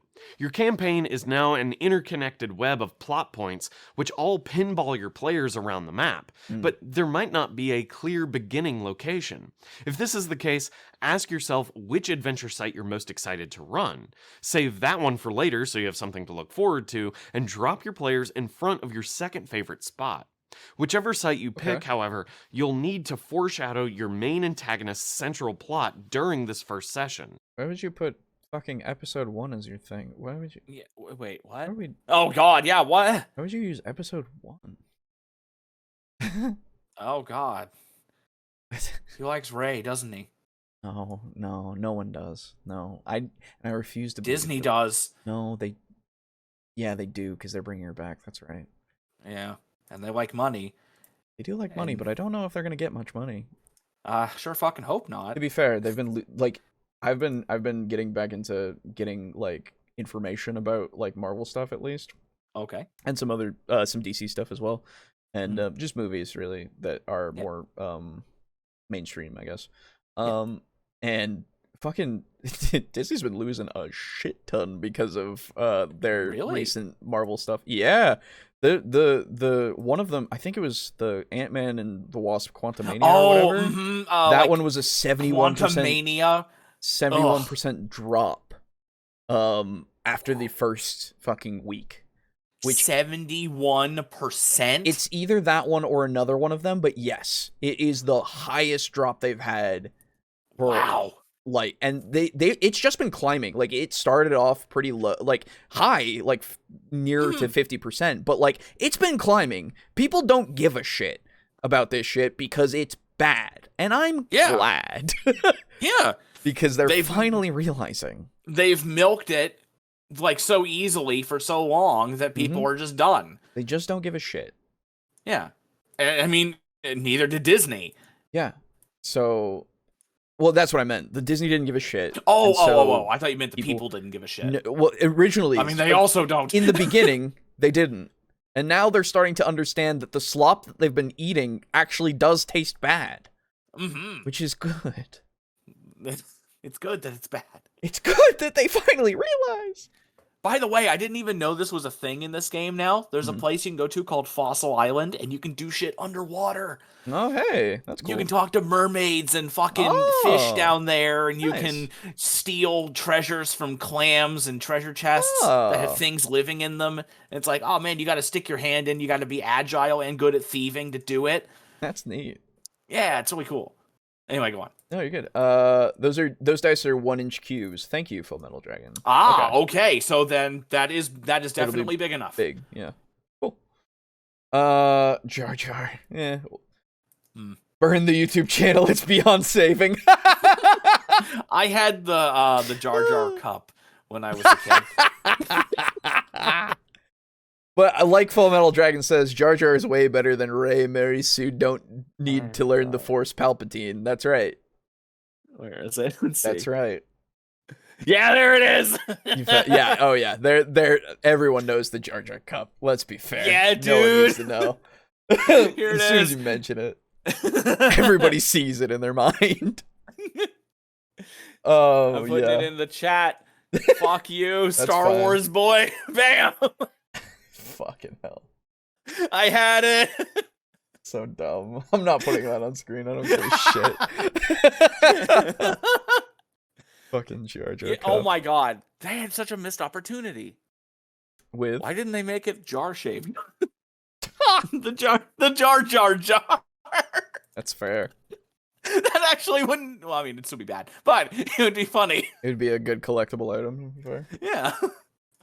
Doing this will get your players' minds' gears turning about the larger story. Foreshadow this plot by offering distinct clues about the antagonist's goals and motivations. Sure. To return to the evil princess antagonist example, a dead herbalist outside Session 1's dungeon cave entrance, which is covered in poisonous shrubs, is a great starting example. The dead herbalist could have a letter in their pocket signed by the princess's rival and contains orders to make a poison and feed it to the princess. Additionally, this foreshadowing doesn't have to have anything to do with the first session's quest either. In fact, it's likely better if it doesn't. This foreshadowing element should stick out like a sore thumb, so players puzzle over it and save the information for later. Yeah, that's okay, good. That's much better. Well, I'm not sure how I feel about foreshadowing the main plot in the very, very first session. So here's the thing. I feel like it's just a tiny bit too fast, especially if it's a sandbox. That's the thing. We've determined this isn't a sandbox.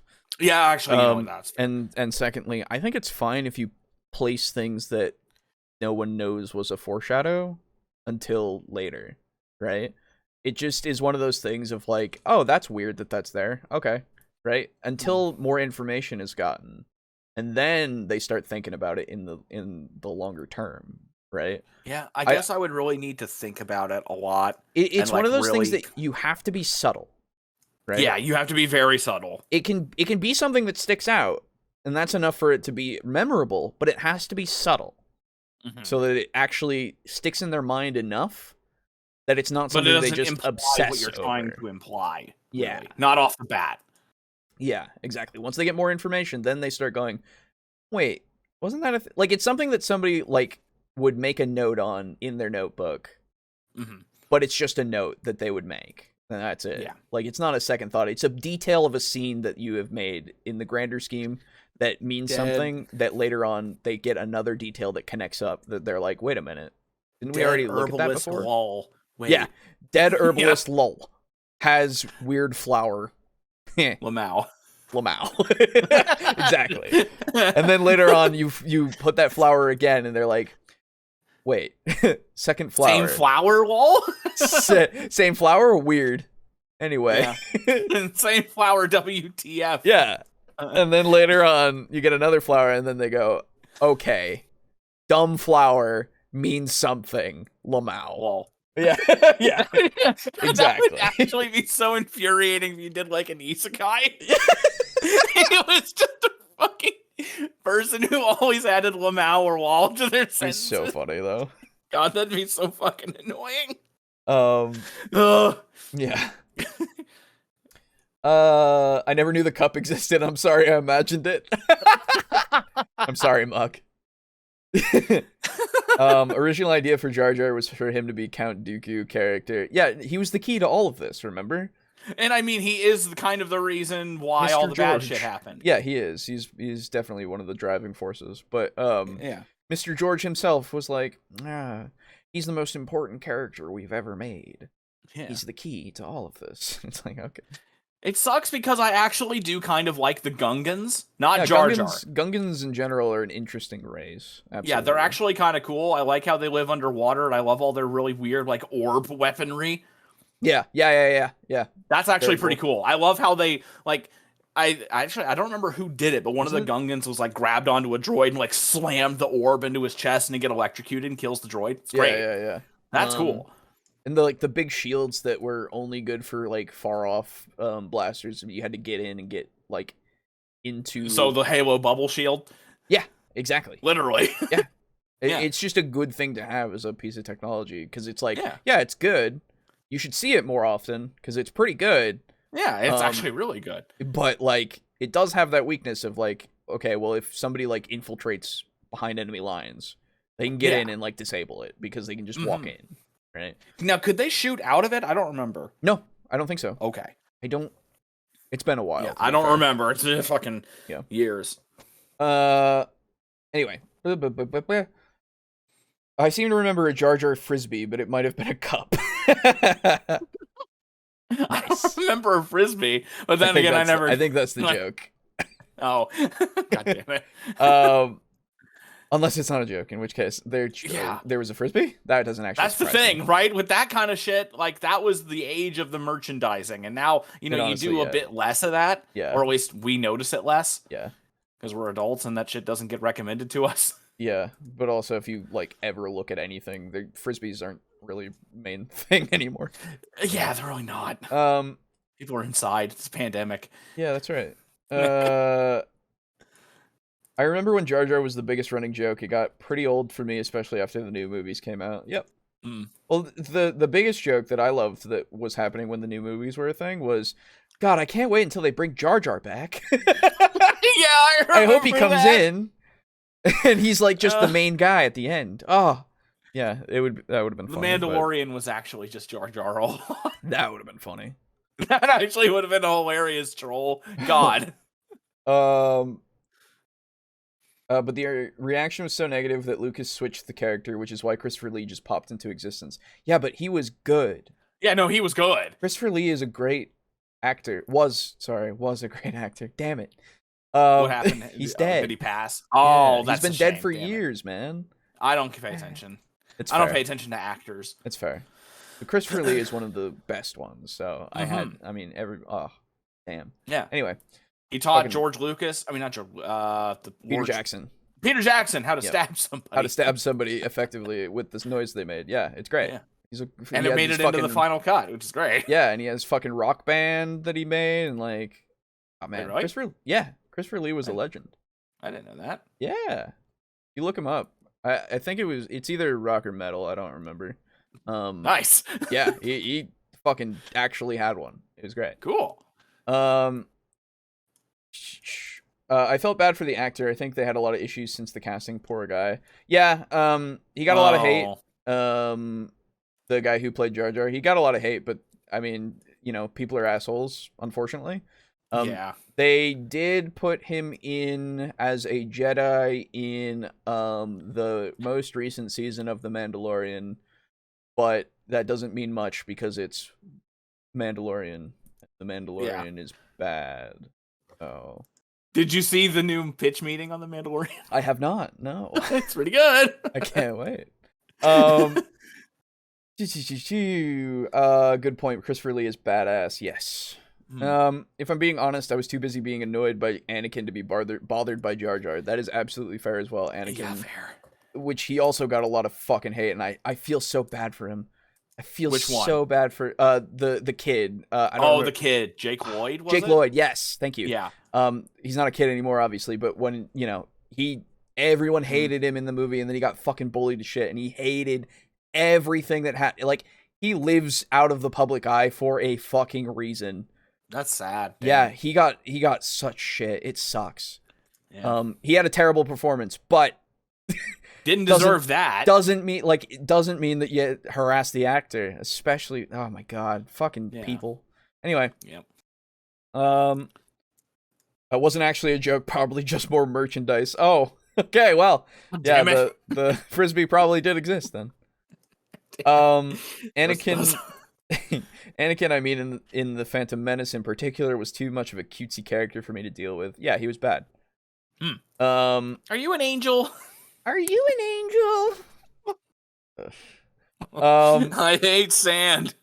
And then afterwards, yes. And then George Lucas not understanding how to write dialogue. Yeah, it's not good. It would have been way cooler to see Jar Jar walk out and shoot Force Lightning at Obi-Wan. Yes. Actually, kind of would have been, yeah. Yes. Would have saved Episode 2. It's the worst movie of the real Star Wars movies. Episode 2 is the worst. I would have to rewatch.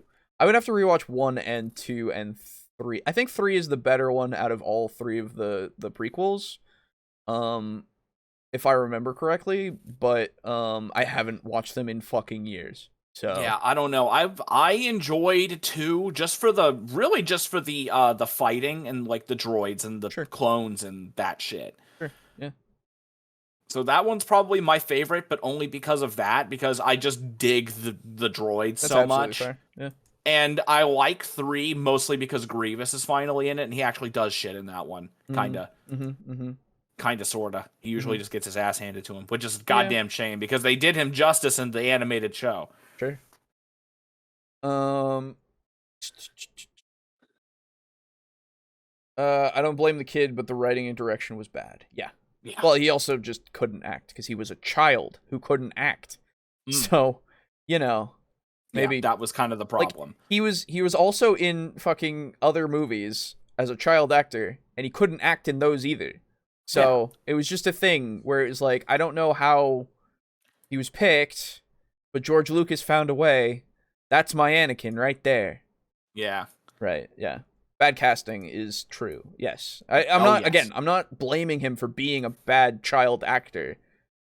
Like, he just was bad child actor, Yeah, it's just a fact. It's not anything. There's nothing about it other than he did a bad performance because of all of the factors, unfortunately, and then got shit on for, like, it's just not fair that shit happened to him.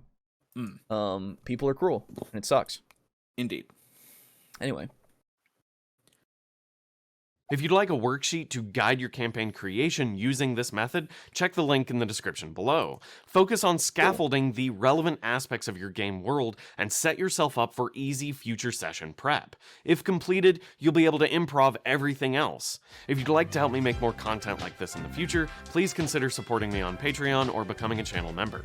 Thanks for watching, Dungeon Masters, and until next time, good night. Actually, a good video. Yeah, not bad at all. Like, a couple things. Yeah, but minor contentions is fine. Yeah. That's like par for the course for us. There's usually a small something wrong. There's usually something. Yeah. But nobody makes perfect videos. No, not usually. But still, I'm like, if all of his videos that we had encountered before this were the same like that, I would never have we would never have watched this video. Like, legitimately, we probably would have stopped at some point. Yeah, it's like with Seth. We don't Seth watch him because it's just good. Barely ever have a contention with him ever. So just we don't watch his videos. The only time when we do is basically when we just want to, have somebody else, like when we want to talk about something and his opinion is also for those. Yeah. Mm-hmm. And like, it's the same as like how we barely cover Ginny anymore. Because again, usually good, has some minor contentions, so that's why we still cover her on occasion. But most of like what she has is for titles. I'm like, oh, that's probably fine. Like, there's probably not a lot that's wrong with that, and I honestly don't feel like covering a video that I would go, yeah, all right. Yeah. Before we get to the midway point, let's watch Lord of the Gyms, and then I'm gonna go. Come on, I just want to be here when you watch it. I'm not gonna watch that on the stream. No, why not? It's not a part of it. No. God damn it. Just no. It's so funny though. It's funny, but I'm not. That's a. I don't need to do that on the fucking chat. Do you want to see a really shitty, cringe fucking AI? Oh, yeah. Video? Oh, now we fucking ask for their thing, and then, I'm going to follow them. Their opinion. Yeah, and then I'm going to follow them. For. Absolutely. To support me. Yeah, that's what's going to happen this time around. Absolutely. All right, chat.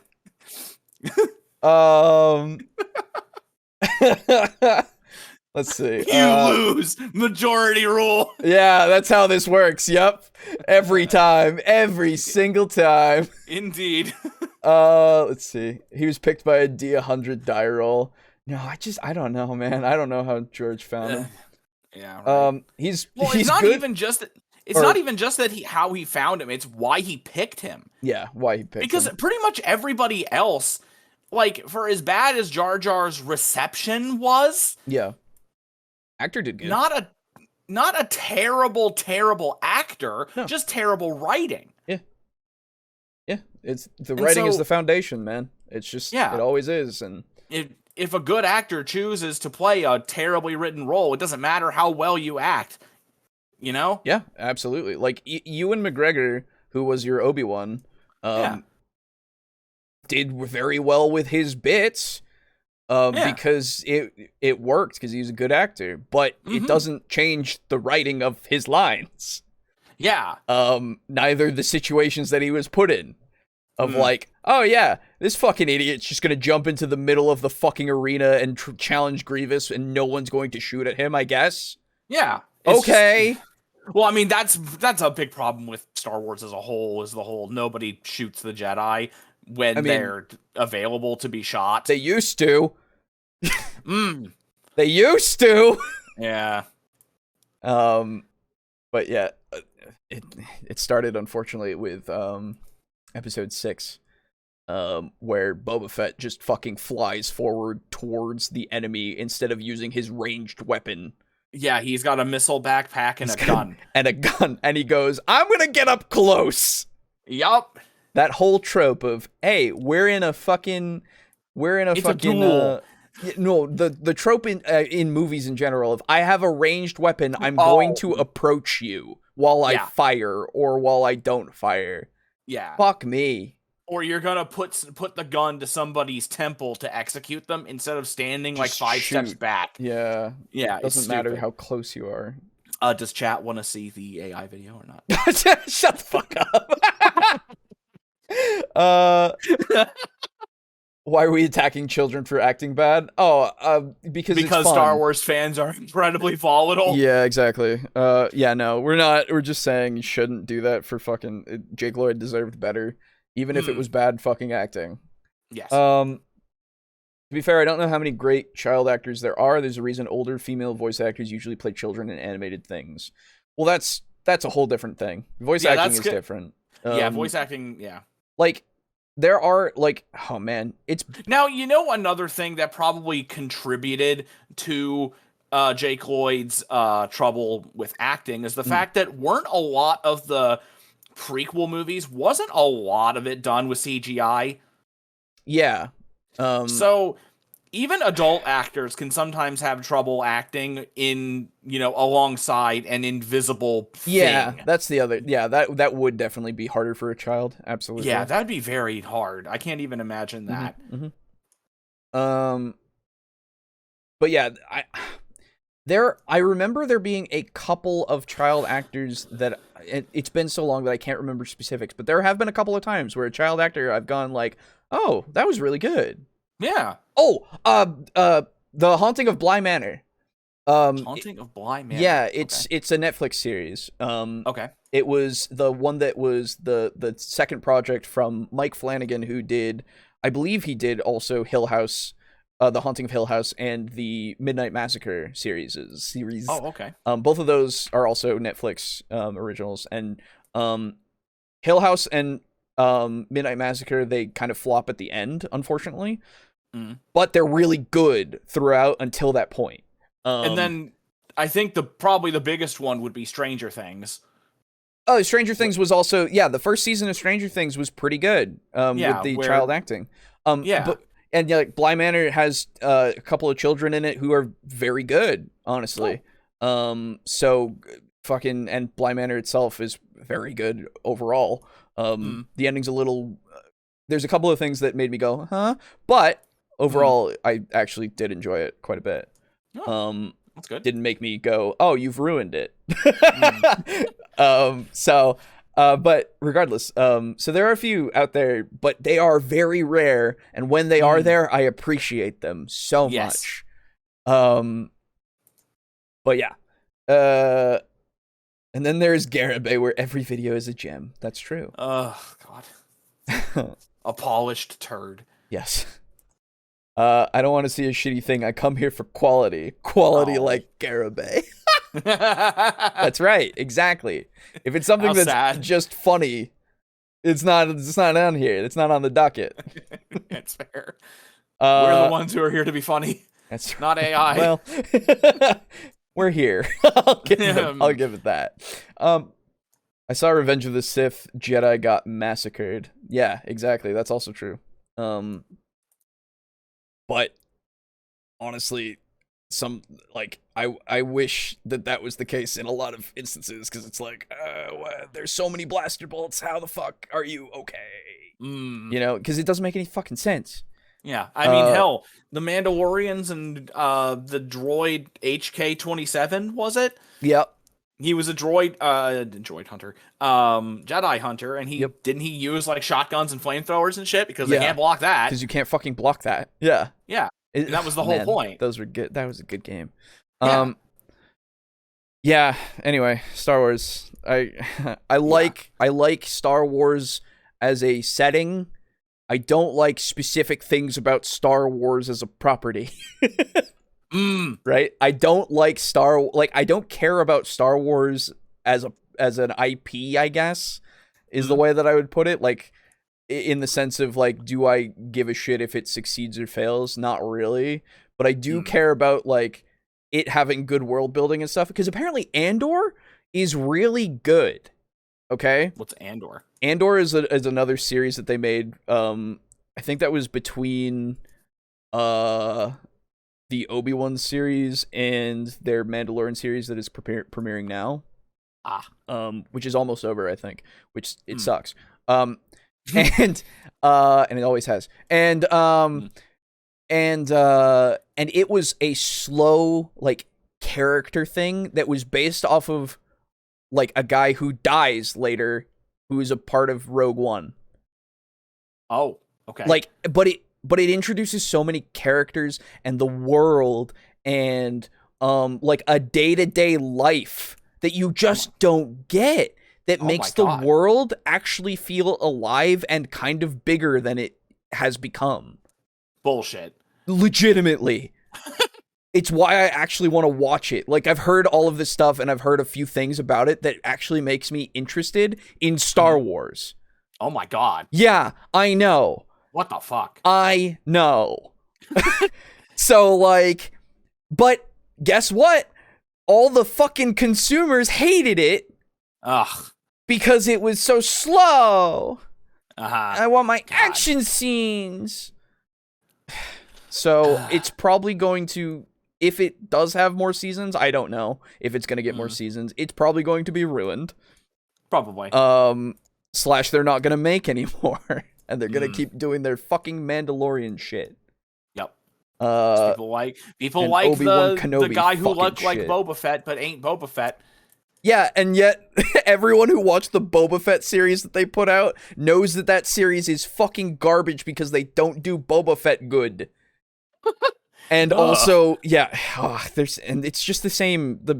Everybody deluded themselves with the Mandalorian, and then they're like, oh, and then the Boba Fett thing came out, and then they went back and was like, oh, Mandalorian's actually not good, and then they continue with Mandalorian, and people are like, oh, but it's not as good, but the people who are like diehard.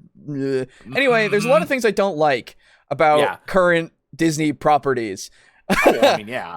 So, anyway. Yeah. Far off tangent. Midpoint. Hi, we're here. Hello.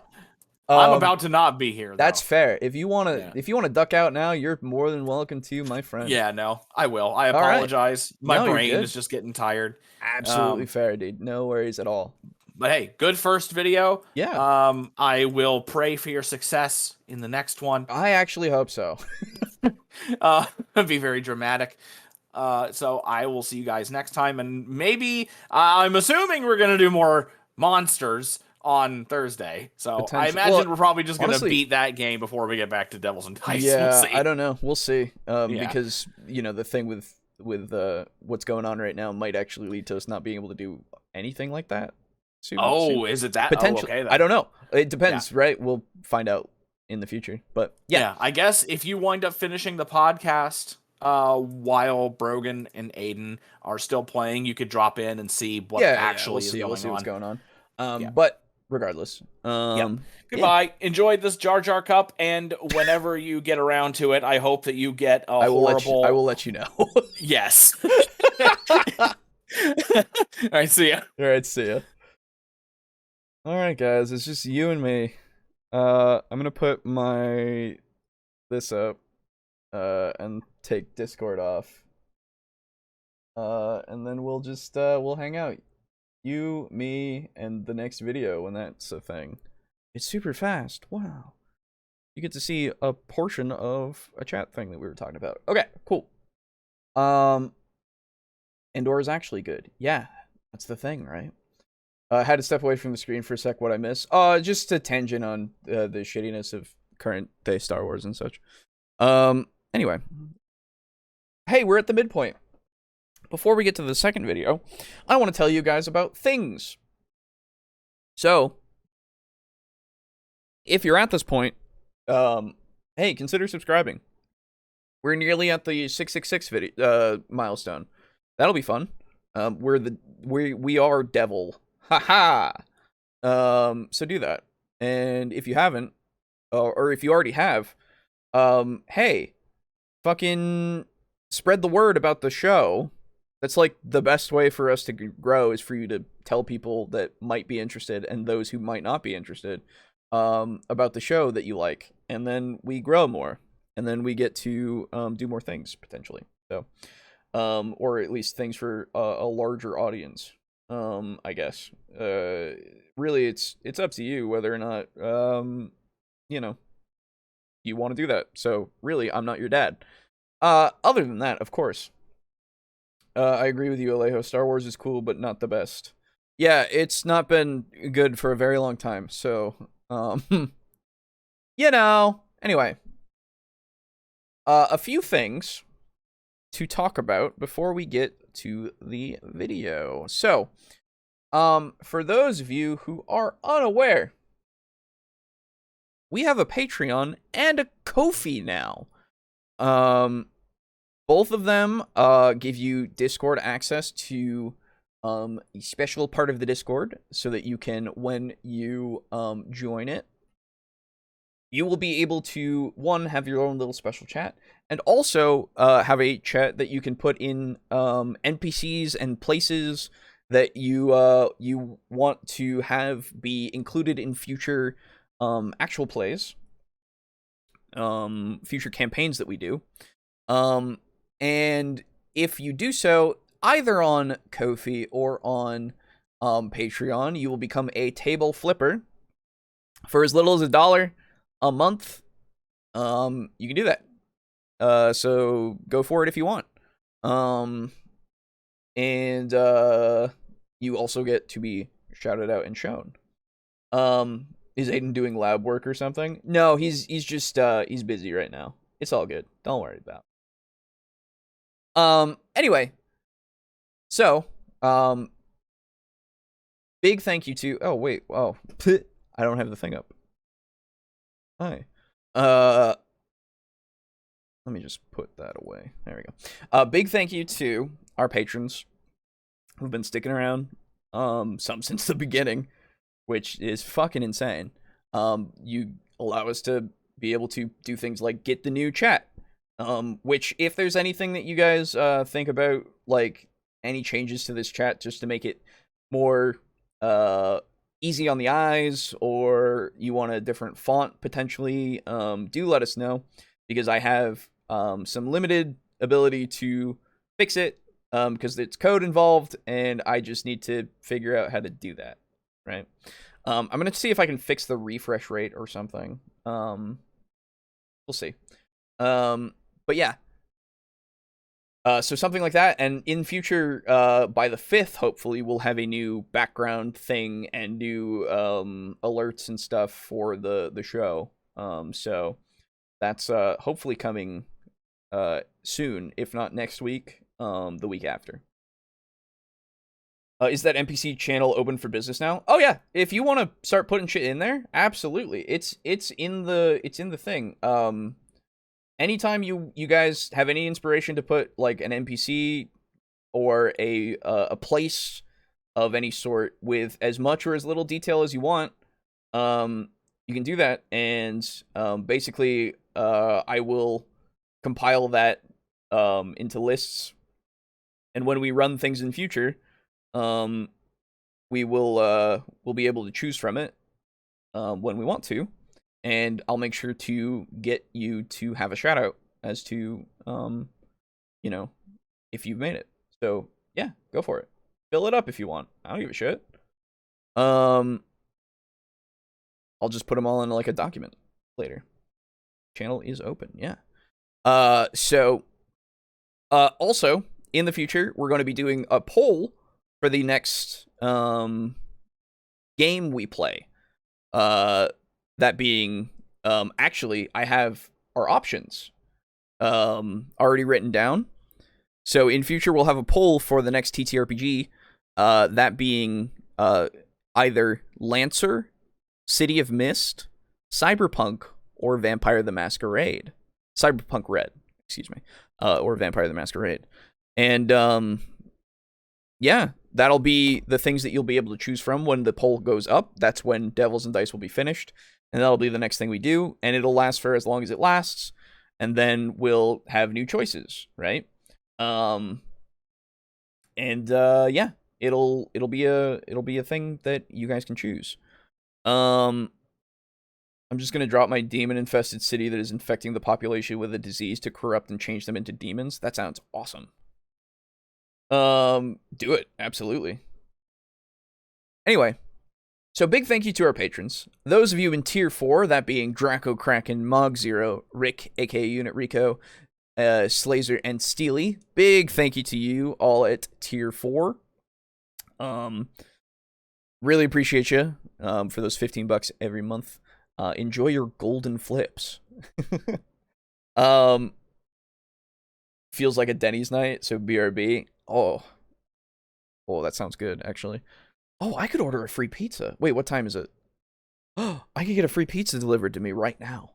I'm so hungry. Although I shouldn't. But it's a free one, so fuck it. I'm going to do that while we're doing this. Anyway, at Tier 3, thank you to Drake Cross. Big appreciate you. Thank you for being at that silver tier. Hope you've been enjoying the content, even with the drought of recent. And then, of course, Star Baron Lux at Tier 2. That $5 a month. Appreciate you. Hope you're enjoying bronze flipping. And then, of course, our Tier 1 contributor. Appreciate you. You still get a voice in the polls and stuff. You just don't get a name in this section.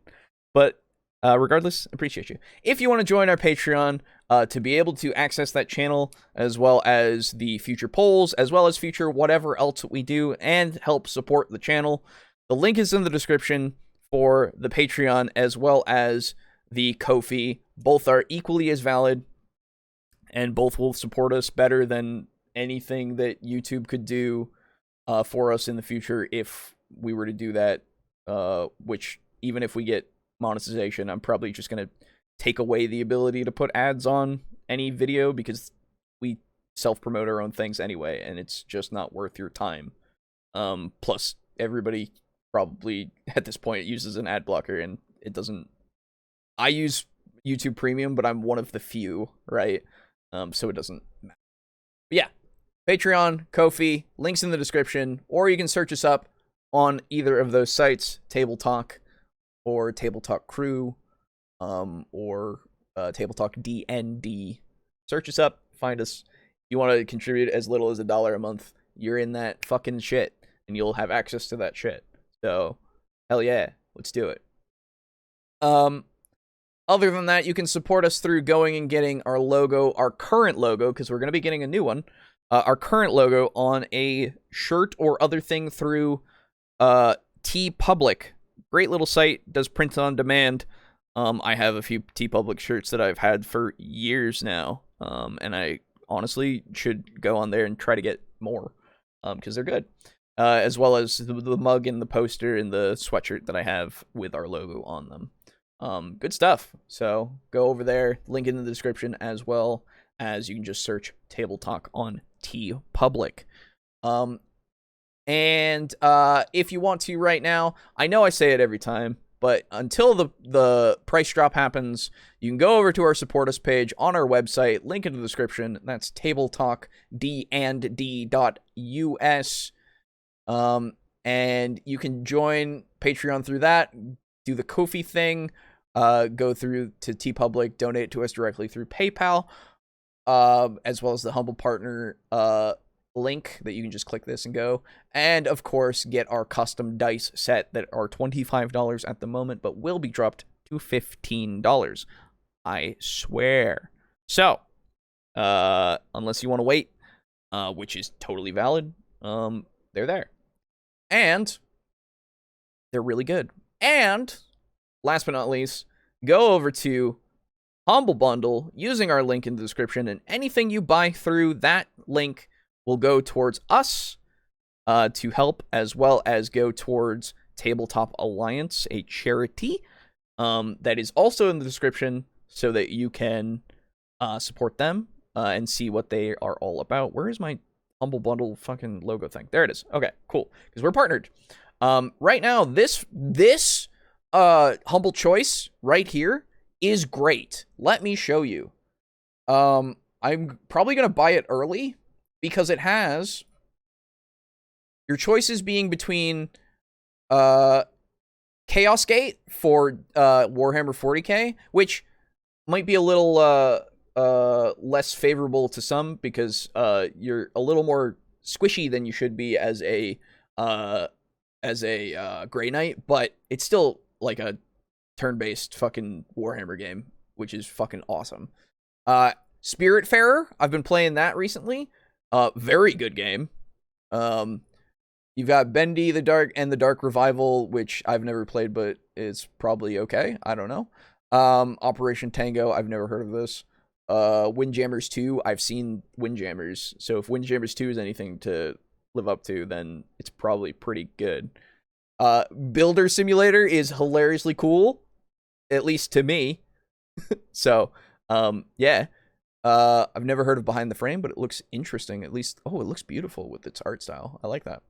And The Invisible Hand. Any of these seem interesting to you, you can look them up, and you can go and, using our link, become a member of Humble Choice. This happens every month, and you get a bunch of games as choices that you can pick from. And I think you get 3 if you do it now. I think. So, yeah, good value for like $12 a month. Very good. Builder Sim stream, dude, maybe, honestly, it'd be fun. Also, let's see, these bundles, there's a bunch of different interesting bundles. I would recommend your Fight for Friends co-op shooters, because co-op games of like Back 4 Blood and Warhammer Vermintide 2, although I don't know how Back 4 Blood is anymore. We played that in the beginning. We did a whole stream on it, so go check that out if that is interesting to you. But it might have changed since then. We haven't played it since. You have Souls-likes in a bundle. You have cosplay guides, a bunch of good stuff. They always have good bundles, honestly. Cookbooks and stuff. Like, legitimately, Humble Bundle is a great site. It's why we're partnered with them. Use our link to buy whatever you want. And even if it's just through the store, like, they have stuff on sale that Steam or other places don't have on sale sometimes. So, like, if you go, go to the store. Apparently Renfall is bad, which sucks. I was kind of looking forward to it because it sounded interesting. But yeah, they have things on sale that aren't on sale in other places at times, and like, you know, it's just good. You can also do all this stuff without having it connected to like Steam or something. You can just use their DRM free, I think is that the term? I don't remember. But good shit, honestly. So, check them out. Fucking go. If you don't know Humble Bundle at this point and you've been part of the channel, I don't know where you've been. And if you just didn't know about Humble Bundle, I don't know where you've been at all. Go be on Humble Bundle. It's great. I own too many games because of this. but they're all good value, and plus you give to charity, so I don't have a problem, you have a problem. I have a problem. Anyway, so that is that for all of that. Let's move on to the next video. Hey? Yeah. Okay. Let me actually order this pizza real quick, actually. I'm hungry. Because I thought about it. Speaking for Warhammer, we have a Warhammer cafe in LA, and I guess they will be opening a second one in California later. Yo, that's awesome. I've heard there's one in Japan. There's a video that I want to watch that's about one that's in Japan, so I really want to go to one of those, honestly. That'd be super cool. $5 for a pizza. Fuck yeah. That's what I want. Awesome. Obviously contactless.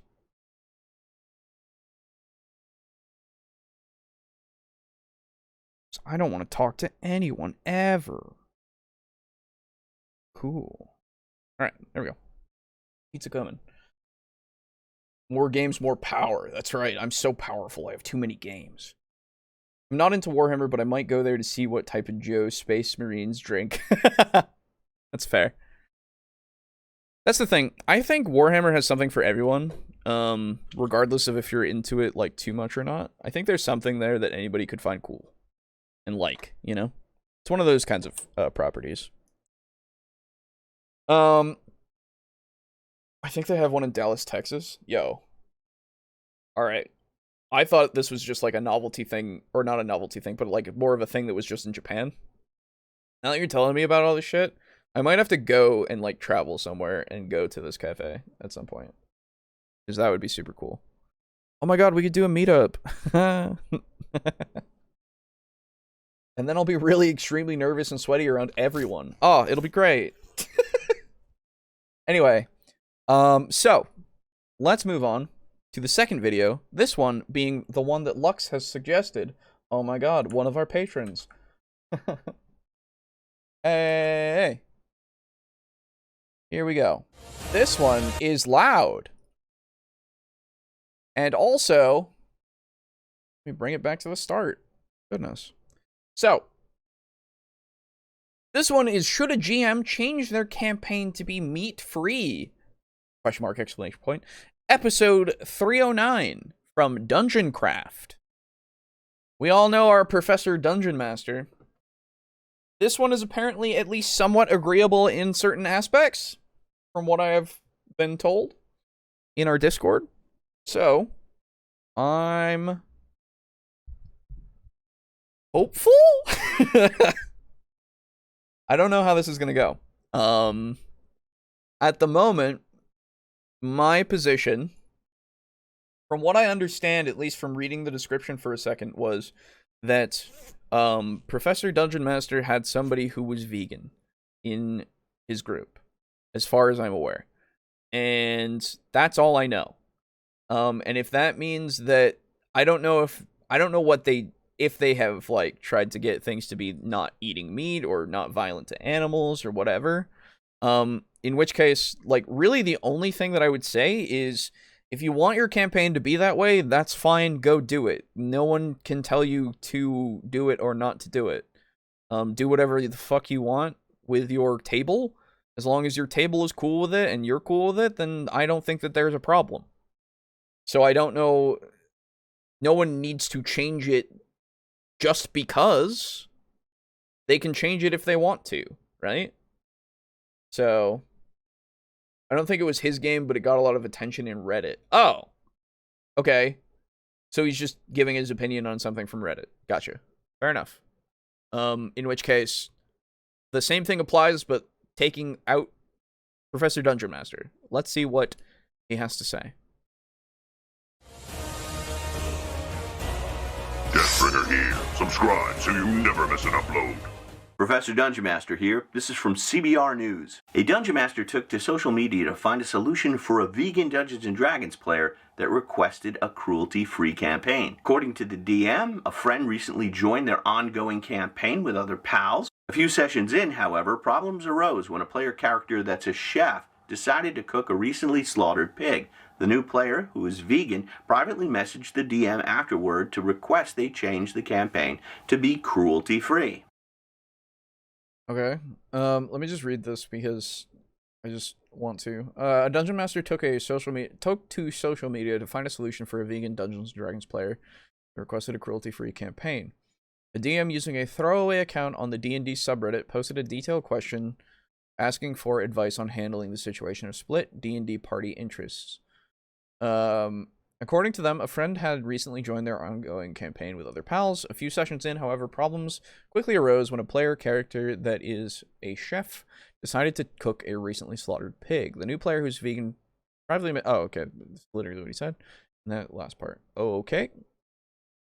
The vegan player messaged me after the session telling me it was wrong and cruel to do that to a pig, even if it's fictional, the DM explained, and that she was uncomfortable with the chef player's role-playing and several descriptions. Quite a lot of it had been him trying new foods, often non-vegan, as the setting is Lord of the Rings type fantasy. Okay, so... Sure. It's like saying a tavern served meat stew, or describing the bad state of a neglected dog that the party later rescued.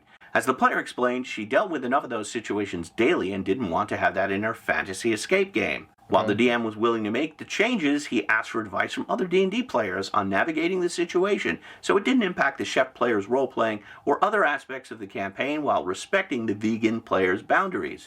Okay, yeah, no, this seems fine.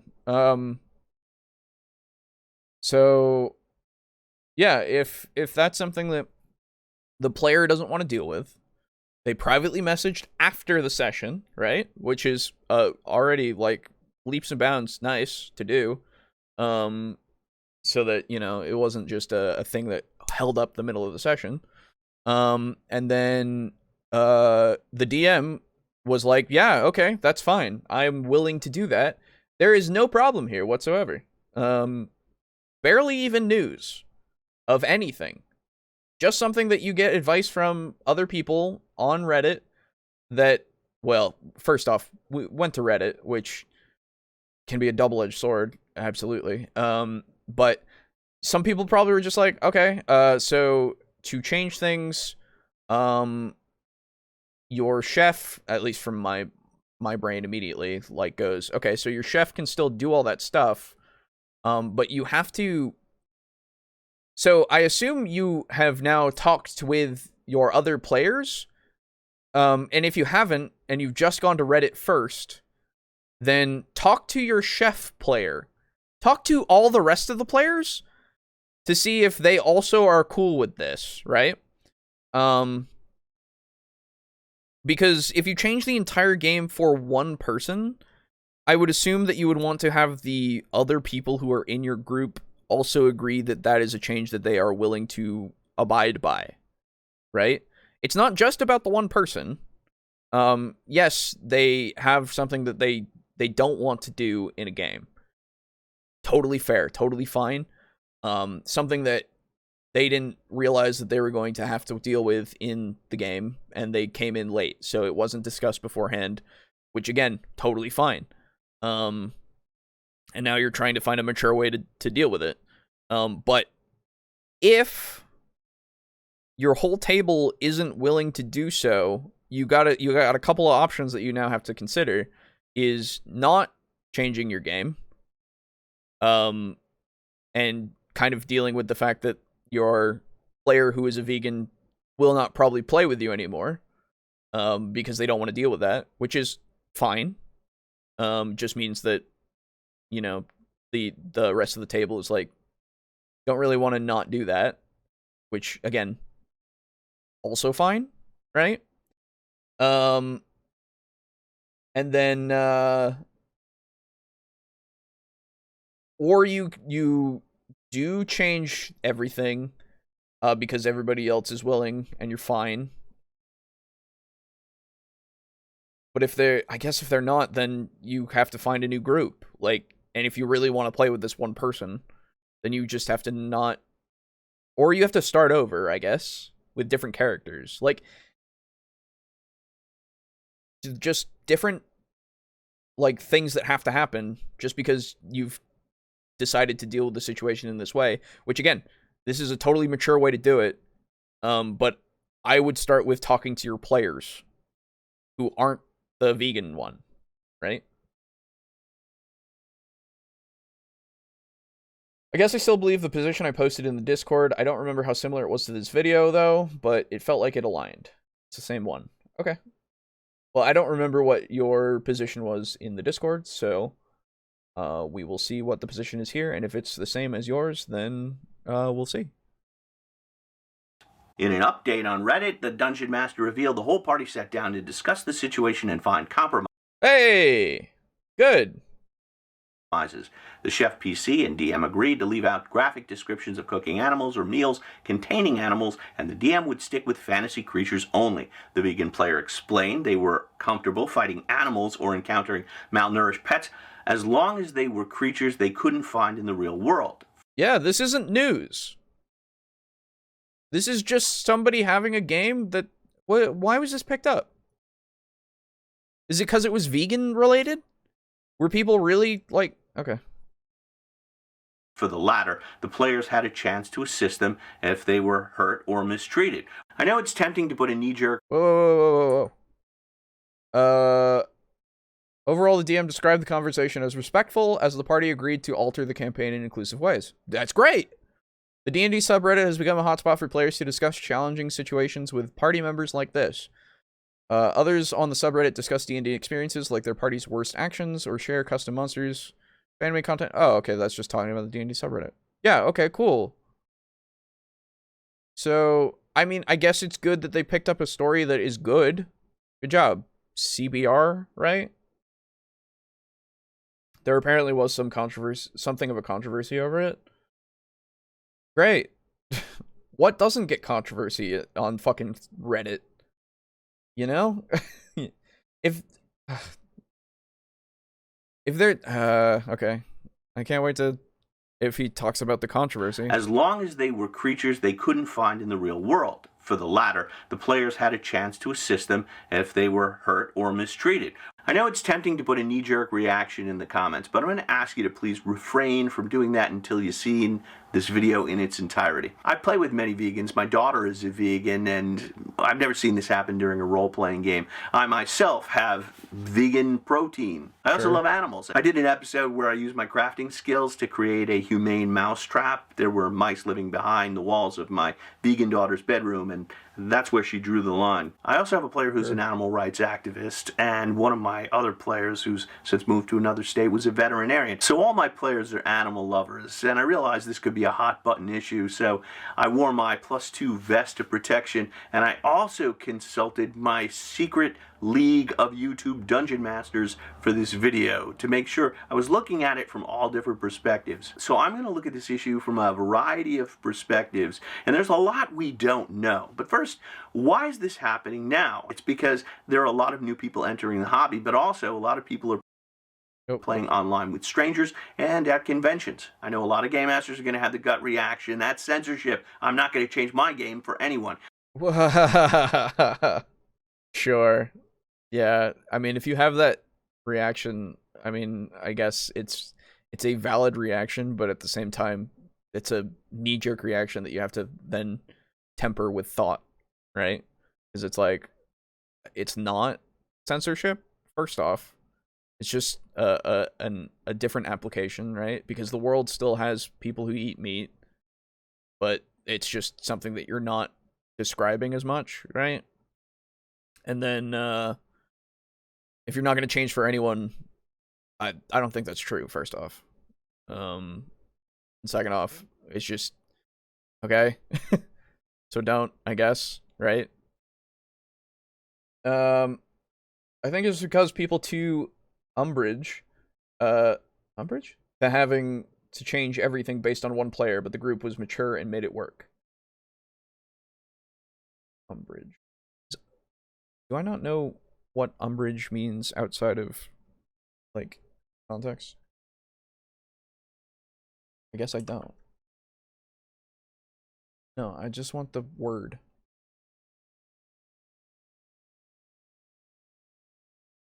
Thank you. Offense or annoyance? Ah, I see. Okay. I didn't know the meaning of that. Thank you. Yeah. I mean, probably. That's the thing. So I guess it's also because, again, veganism, right? It's one of those things that if you're, like, there are so many examples, and this is with anything, right? So many examples of people who are, like, the vocal minority of people that are just kind of really annoying or push that kind of thing on people to the extent that it just ruffles people's feathers to such a degree that they immediately shut it down, whatever it is, right? So I assume that's what happened in the subreddit. So people were immediately like, fuck vegans. I'm not going to change things because of a vegan / I'm not going to change things, like he said, for anyone. Which, again, I don't think that's true, but it's the knee-jerk reaction that you have to something you dislike. Which, again, it's an understandable thing that does happen. I get it. I've had knee-jerk reactions to things, which later on I thought about and then went, probably not the greatest reaction to have. And then you've got to temper, again, your behavior to be more critical, more thoughtful, and, I guess accepting in some cases. It depends on what it is, right? At least more mature, So, yeah, and then, again, I'm glad it was picked up if it's just a piece to just say, the space is more inclusive, which it has become more inclusive than ever before, just in general, which is a good thing overall. And you have the people who want to take that shit down because they don't understand what the hobby is and, like, how the hobby is, right? Of TTRPGs in general. So that's just one of those things of, like, people not willing to understand something, but we're still, like, inclusive of these kinds of people. Though, honestly, I still want to not deal with those people in the space because they themselves are just, like, it's the whole, we've talked about it to death, right? Of, like, people that just don't want to understand. And so it's like, you don't want to deal with those people, so just keep them away. Because they're not willing to, and they won't. And it's like, okay, cool. Bye. Yeah, I don't know. It just, seems like everything went down okay with the game. Yeah. Seems like everything is fine. If this caused a controversy, it's just because people are fucking stupid. That's about it. But I would make the argument that we do this all the time in our personal gaming groups with our close friends. We don't even think about it. Every year, 400,000 children in the United States are bitten by dogs. Some of them severely mauled, and some of them are even killed. Now, if you knew that your player was bitten by a dog, would you include a snarling hellhound in your game? Probably not. You would. Well, I mean, it depends on the level of trauma that the person has. As well as if I know if my friend has that trauma, if they never express it in any way, then I'm pretty sure it'd be fine. If they don't, then, or if they do express it, then we, don't do that. Yeah, absolutely. It just depends on the person, right? The person and what they're okay with. If they don't bring something up, then it's something that is probably okay. And then if they do bring it up after the fact, then it's something that we now have to account for, right? It's the same thing. Know that's their trauma and try to instinctively avoid it, just out of courtesy. But if you're playing with strangers, you don't know their past traumas. And this is one of the reasons the Secret League of YouTube Dungeon Masters recommend Session 0. A Session 0 allows you to ask your players in advance if there are any topics that they find taboo, offensive, or you should avoid. But this is a player that entered an already existing campaign, so what do we do about this? One of my YouTube Dungeon Masters responded, "Hats off to the DM and players. This is a great story about a group working together to find a compromise in order for everyone to enjoy their table. The vegan player didn't want a real-world topic that upsets them to be in their escapist fantasy game. I respect that. The rest of the table clearly thought the vegan player was important enough to find a compromise in order for them to keep playing together. I think most people would laugh or be outraged at these, quote, silly demands, but it was something that was clearly important to that player, and everyone recognized that. Hats off to the DM. Had anyone felt the demands were too much and were spoiling their own fun, then that could be addressed. It might even lead to one person leaving the group because their tastes weren't aligned. But in this case, the demands were evidently something the rest of the group could work with and allow them to keep playing together. Yeah, that's entirely like everyone's logical and reasonable response to that, right? So good. I'm glad that you agree. Just got to change the look and name of the Hellhound. Yeah, you could also do that. Another easy fix. Absolutely. To be honest, I think the reason I suggested this was just to give Dungeon Craft one decent video here.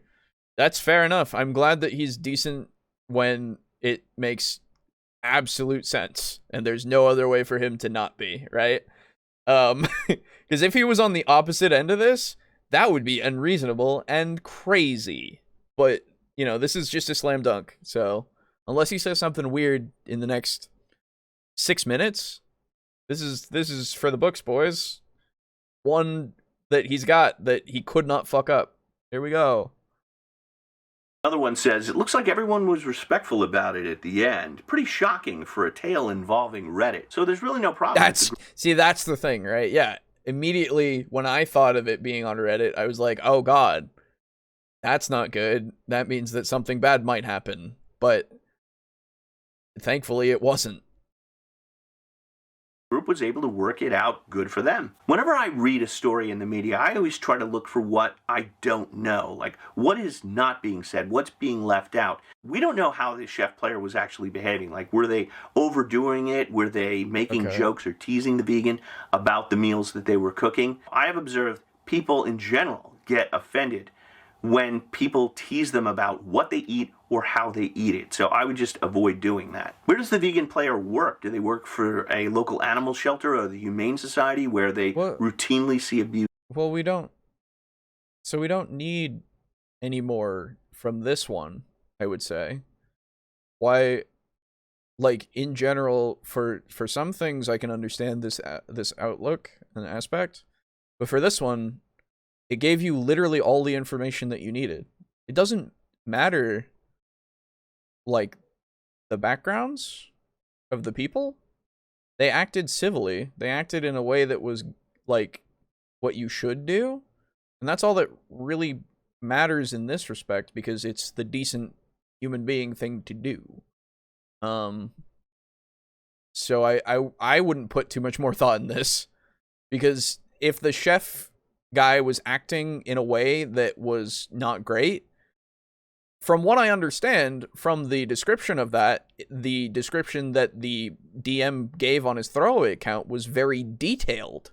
In fact, they used the word detailed. Now, again, I'm taking the word of CBR, so I don't know how reputable it is. But if they're saying enough to say that, oh yeah, it was detailed, then I assume that he gave a good account, and they even said that he was talking about the lavishness of the meals and like what he was doing with the food, which wasn't being said, at least maliciously, as far as I'm aware. Neither was it meant to be against the vegan player, because did they know that? I mean, maybe they probably knew that they were vegan. I've already forgotten, like, some things, but so, but the other thing is, like, did they know beforehand that stuff like that bothered them? You know? That's a question that you could do, of like, oh.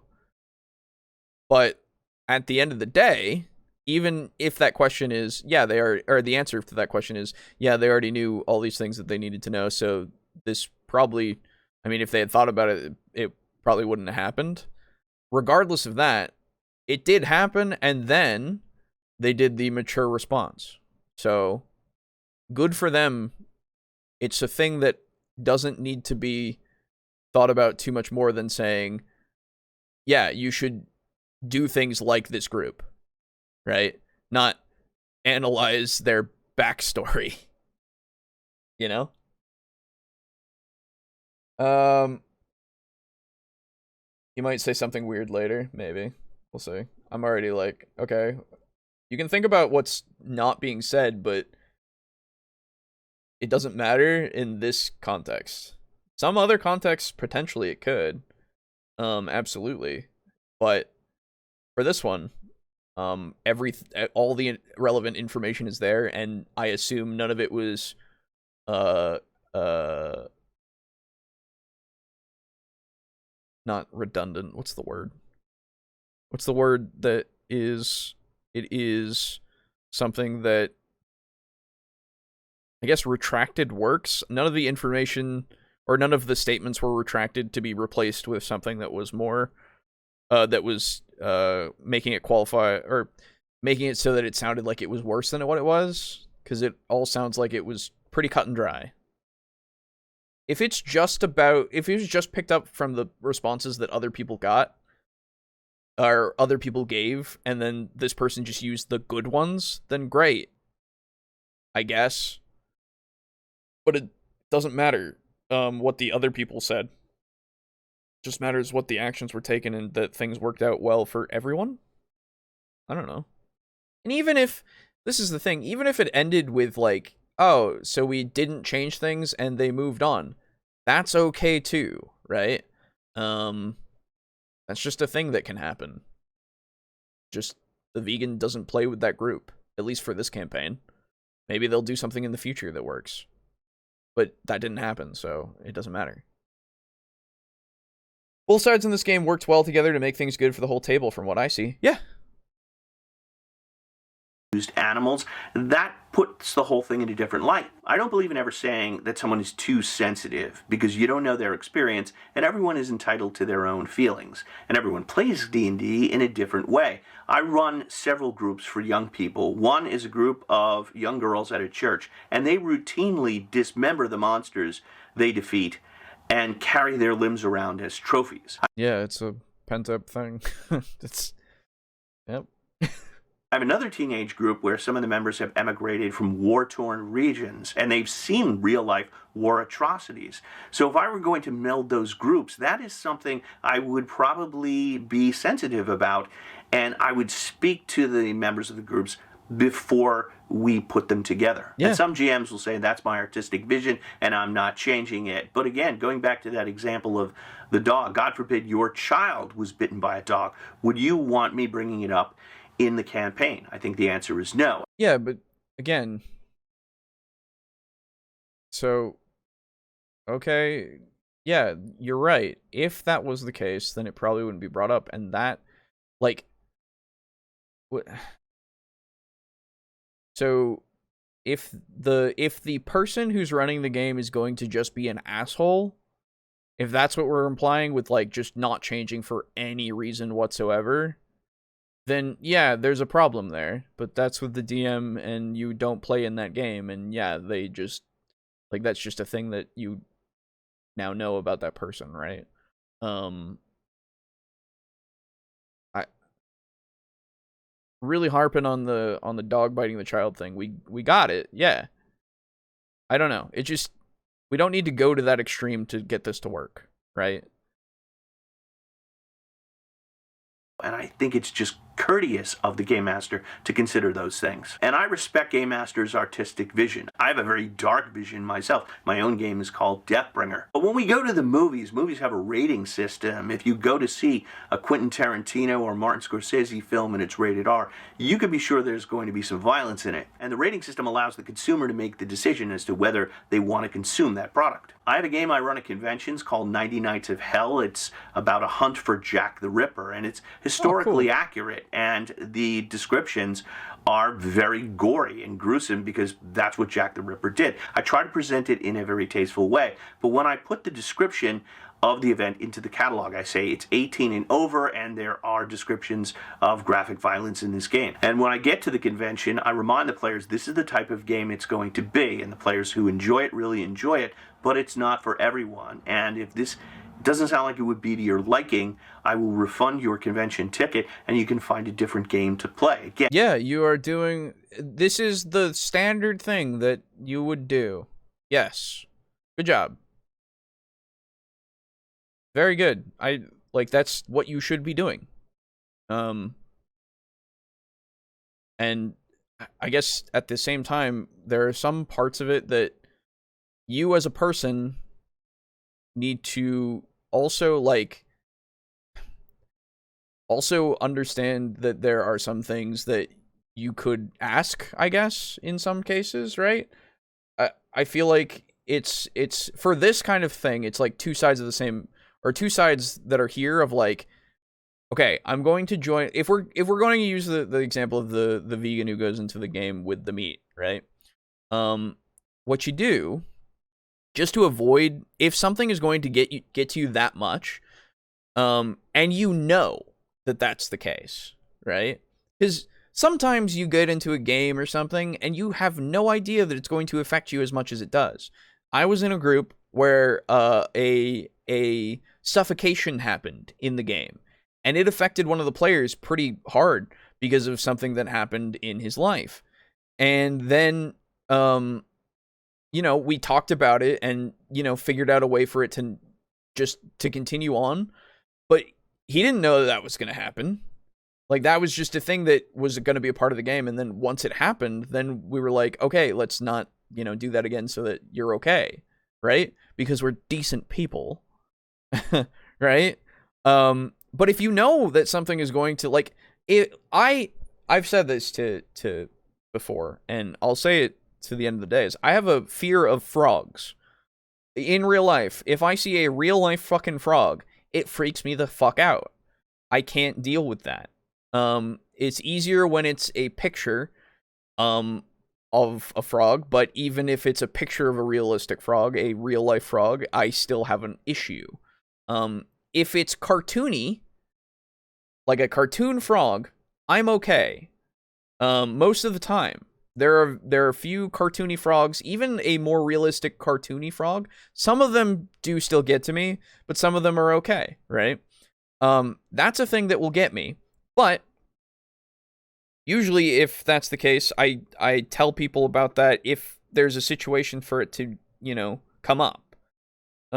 Because it's something that makes me very uncomfortable and very upset. And really just not want to be there, right? It's a very irrational fear, but it's what I have, right? So, I will go out of my way, at least in some respects. And if somebody, shows me a picture of a frog, or shows me if somebody shows me a picture of a frog, I had this happen before where people would post things with a frog in it, and then, some others would go, he's scared of frogs, right? Which I appreciated, but a lot of the time it was like a cartoony frog and I was okay.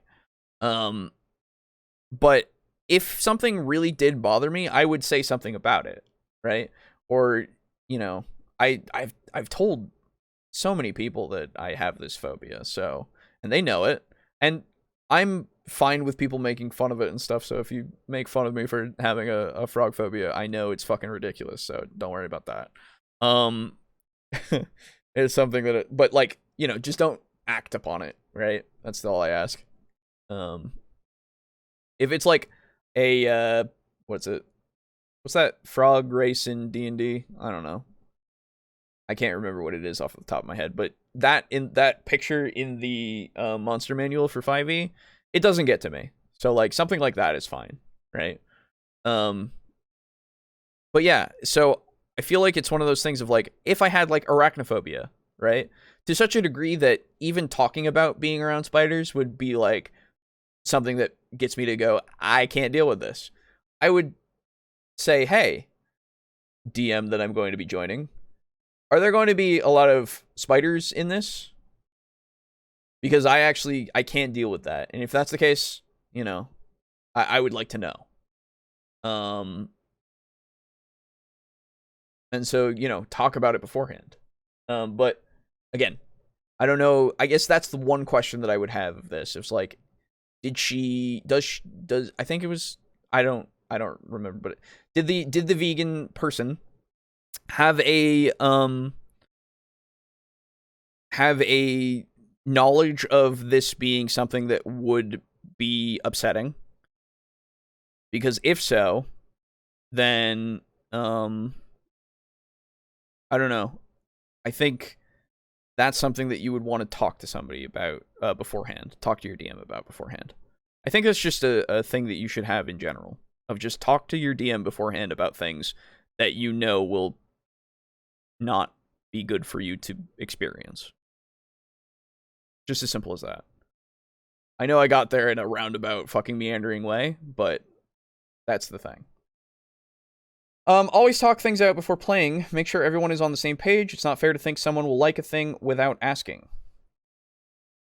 Yeah, I mean, well, so this is the other thing, right? If you are the DM, I guess, yeah, that's a good way to put it.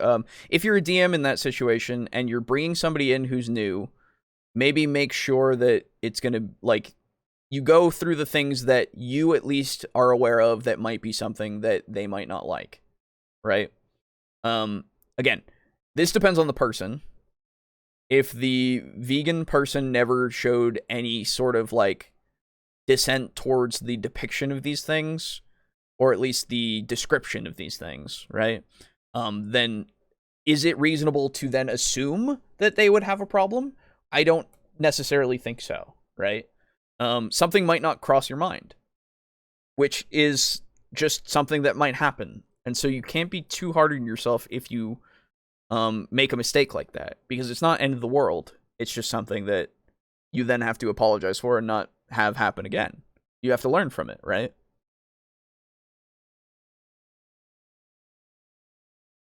Anyway.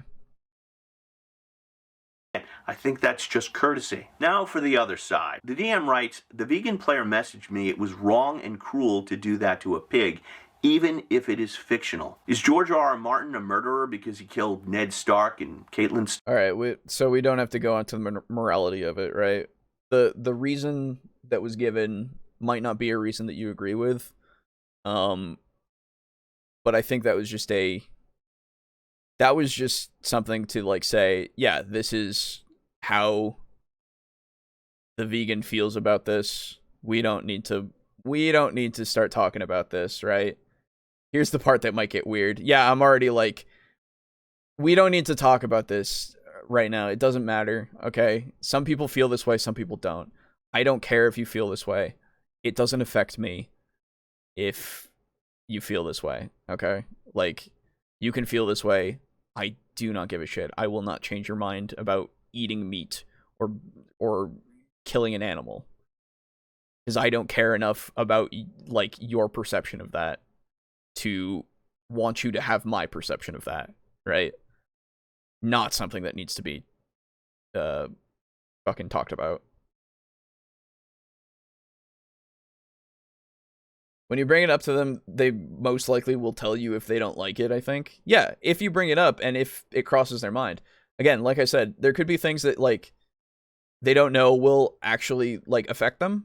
It might just come up after the fact. They might be like, yeah, it's fine. And then later on go, oh, that actually fucks with me. You know? In which case, you know, we have to figure it out at that point. There's no need to talk about the girl's choice of words. I think it's, I don't remember now, again. It's a girl. Stark and Robb Stark. There's a whole lot of Starks there. Is Stephen King a serial killer because he writes about murderers? I don't think so. I think there's a line between fantasy and reality, and if players are going to blur them, that could be a red flag. At the end... I mean, yes, so this is the thing. If you blur the line between fantasy and reality and you start, like, judging people based off of things they do in a fantasy, because you believe that they think that they will do them in reality, I guess, or at least have that much of a, like, because that's just a thing that might be overall a problem.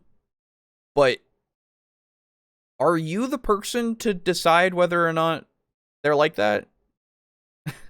I don't know. True point. They might think they can take it until they can't. Yeah, exactly. That's something.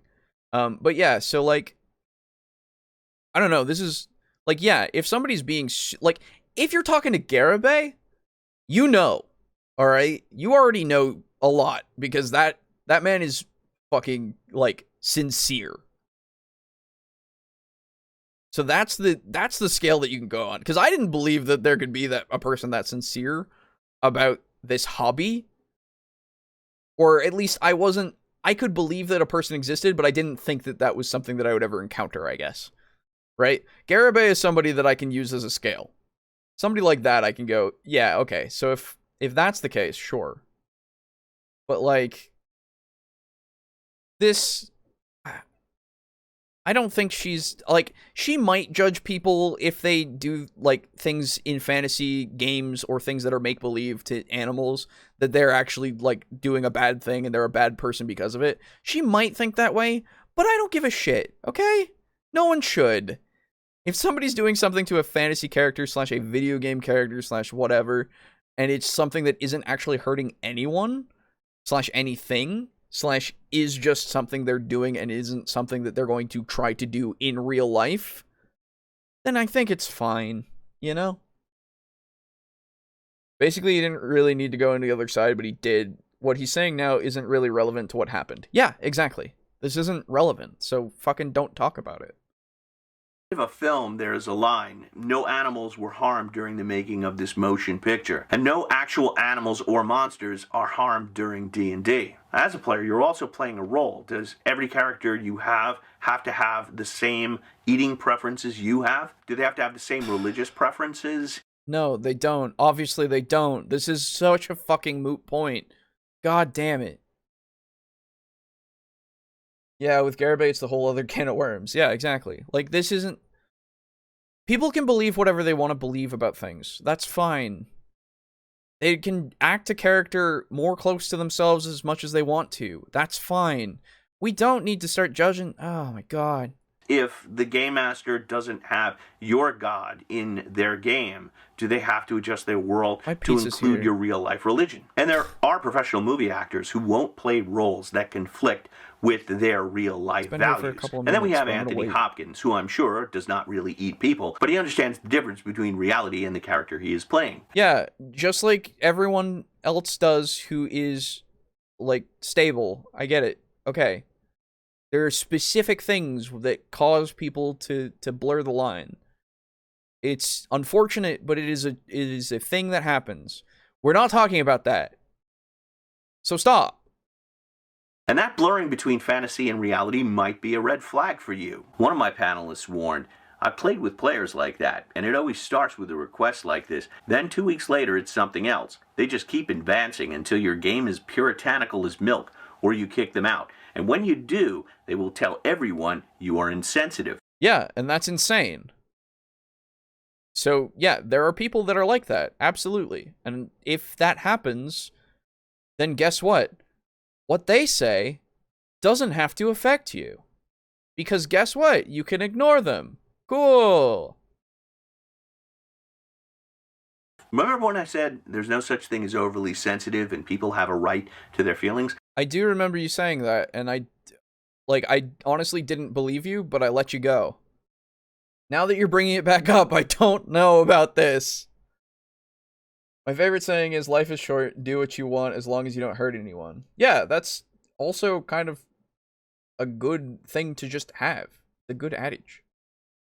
As long as you understand the consequences of what you're doing and it's not hurting anyone, then, like, you're fine. I'm not going to judge you. I'm not going to tell you what to do. But this, I'm going to say, stop talking about this because I don't think you, Professor, Dungeon Master, really have anything that you need to be saying here.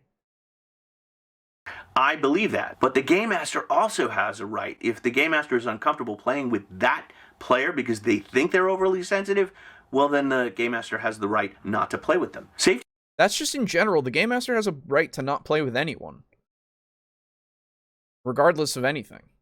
But I agree with you, at least in the sense that if somebody is actively damaging your games by, like, trying to change every single aspect to fit only their point of view, then yeah, you can say, no, I don't want to play with you. That's not how I'm going to run things. If you don't like it, then you need to find another group. That's absolutely a fine thing to say. Glad we got there, I guess.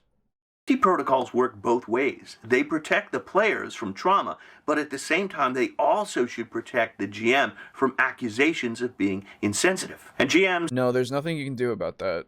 You can either fucking deal with it or don't. I can't stress this enough. If you are weirded out by a player for any reason, don't play with them. And you don't owe anyone an explanation either. You just say, I thought about what you said, I respect your views on animal cruelty, but I'm not sure D&D is the game for us. Musicians... Okay, well, so... That's a weird way to put it, but sure. Aren't obligated to continually play with each other. They swap band members, and D&D groups shouldn't be obligated. Well, so... Some of the swapping is because of contracts and shit, and people wanting more money, and then all that kind of stuff. But, like, yeah, I get what you're saying, I guess. To play with each other all the time either. You're not obligated to play with everyone. There are plenty of places... When did... Okay. This started out as... Okay. No, he's right. You're not obligated. It's just weird how we got here, I guess. I don't know. It just feels weird for a player to find another D&D group. So if you as the game master say, look, I'm running Dark Sun, halflings are cannibals, and water is treasure because everyone in this world suffers from dehydration, and the player says, well, I'm uncomfortable with the idea of dehydration being a game mechanic, you have every right to say, well, it's Dark Sun, and that's the campaign that I want to run. Maybe we can play another game with each other in the future. At least there you go. Okay, yeah, that's true. Do that. That's what I think. What do you think? Please share respectfully your comments below. Also below you'll find links to Dungeon Craft Facebook, Patreon, and my game Deathbringer available. Okay, so I think I also agree the video should have stopped by now. Also, I think he should have gotten those other points in. He just shouldn't have said it in such a way that just feels really strange. Because, like, once he starts going to the other side, quote unquote, he's now assuming some stuff about, like, how the person... Like, I understand the usage of the language is, it does give you an implication, right? You shouldn't do that because it's cruel to animals. It's clearly something that's, at least, paraphrasing, morally reprehensible, right? You can make some assumptions because of that. Absolutely. But at the same time, what happened was ultimately a net positive, and didn't actually result, at least from the article, because I don't know if he ever read the actual post. Doesn't seem like he did. But it seemed like it didn't ever say anything about it resulting in anything that was more vitriolic, right? So we didn't need to then use a weirdly...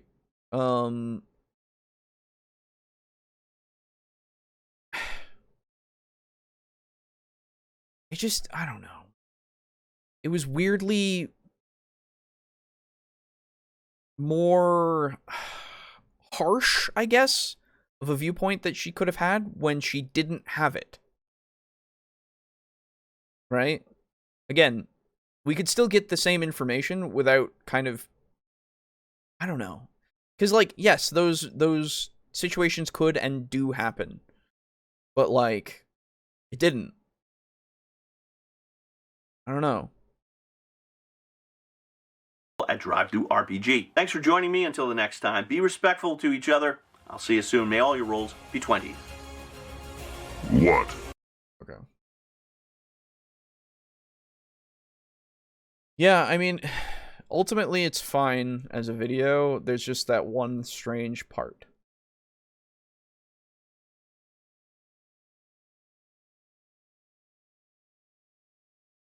It's fine, right? It still has good information in it.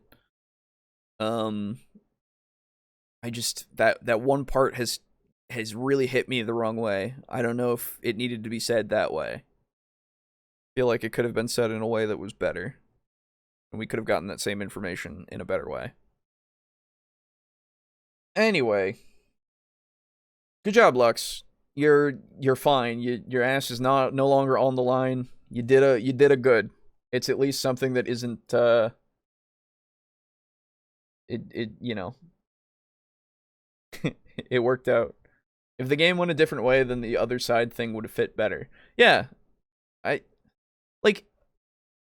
you can make reference to it, but maybe don't use the same example of what the person has actually said, because you're painting them in a light, I guess. It feels like at least you're painting them in a light that they did not portray. I don't know. Maybe that's not right either. Something about it doesn't feel right to me, and I can't, I guess, make it work in my brain, right? Yeah, at the end of the day, it's still Dungeon Craft. Oh, yeah, absolutely. We've seen enough to have more misses than hits, unfortunately. I guess I'd have to, I don't know, I'd have to think about it. I'd have to watch it again to really, I'm sorry, I have to watch it again. Young girls at a church, and they routinely carry their limbs around regions, and they've seen. So if I were going to meld them, we would probably members of the groups before we. Some GMs will say that's an example of the dog. God forbid. I think it's just. I have a very dark view. If you go to see and the rating system allows the consumer to make the decision system to consume that product. Knights have had historically tasteful way, but when I put the description log, I say you enjoy it real dark, and Caitlin Beatty or Liam writes, the vegan player must find a different game to play. Again, I think that's just courtesy. Now for the other side. The DM writes, the vegan player messaged me it was wrong and cruel to do that to a pig, even if it is fictional. Is George R. R. Martin a murderer? Okay, yeah, so this is my problem. This right here is my problem. Because he takes the one thing that she said, and then he just kind of runs with it. Because, like,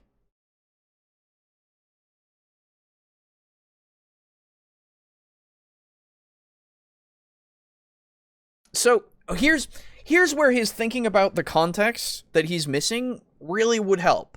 Because he should have asked himself,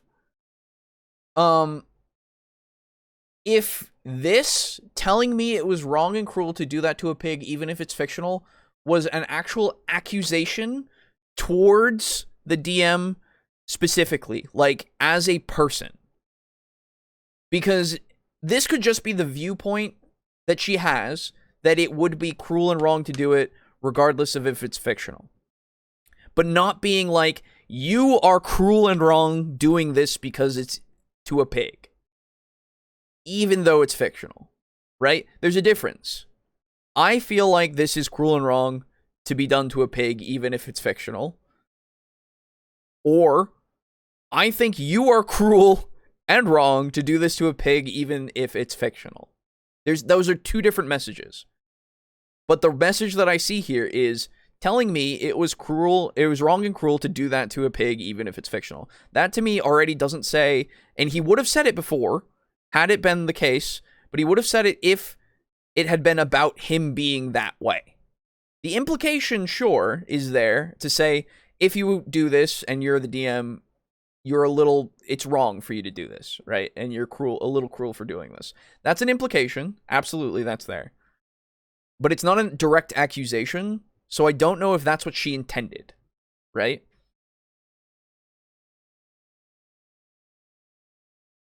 I think that's a big aspect for this one. And you know what? Here we go. I'm going to do some research.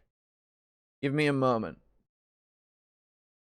I think that's what really bothers me, that part of it. Because he's assigning that to then run with, well, am I a murderer? Or sorry, is George R. R. Martin a murderer? Right? Which is really weird. Because, yeah, nobody said that, first off. Nobody is saying that. That's kind of ridiculous. We get that you're trying to now make this sound ridiculous.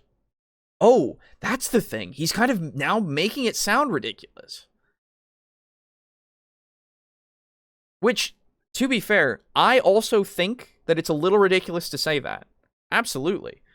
But I don't think that I would put it in the same light as saying George R. R. Martin killing people in his many books means he's a murderer. Like, that just feels so radically different. That's why I'm having a problem with this. Okay. See, that's why it's good to think about these things and then go back. Okay. What is this? CBR, vegan D&D. Let's do that. There it is. So now I hope that this has a source in it for me to... Yes! Okay.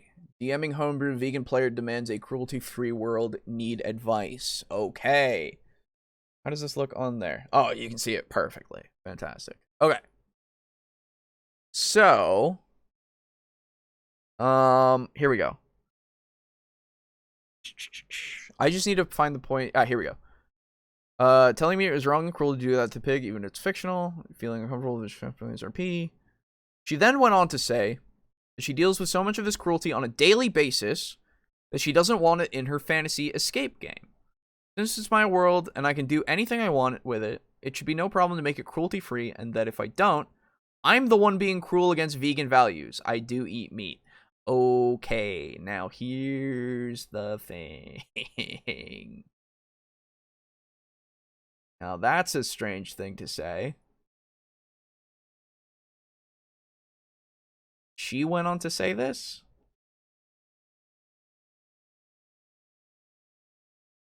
Huh.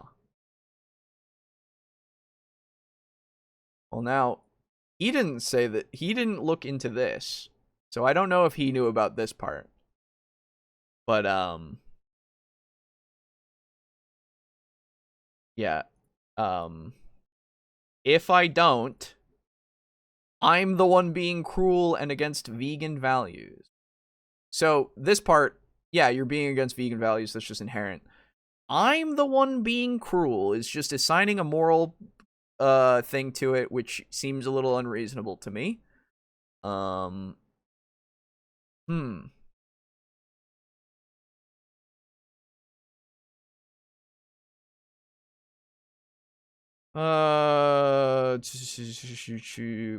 Which also gave me an easy way to make places distinct based on the food they serve. Part of me also feels like things like the neglect of the dog are core story beats that allow the PCs to do things that make the world a better place and feel like heroes. Okay, yeah, fair enough.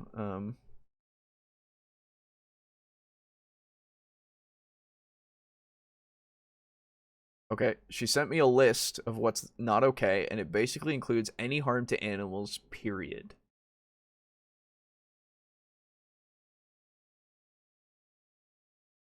Huh. Sounds like he's trying to turn it into a TED Talk. Oh, before? Professor Dungeon Master? Yeah, a little bit. Who knew there was more to the story? Yeah, this is the thing, right? So he had the article. He could have gone to the source. If he had used this bit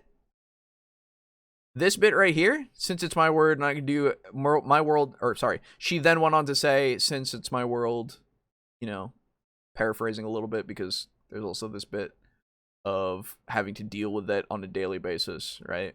Which now I'm like, oh, do you mean just the fact that people eat meat, right? And then since it's my world, see this part would have helped with his like seeing the other side, because this part actually supports the other side of it. So I'm glad that I went and found this. Even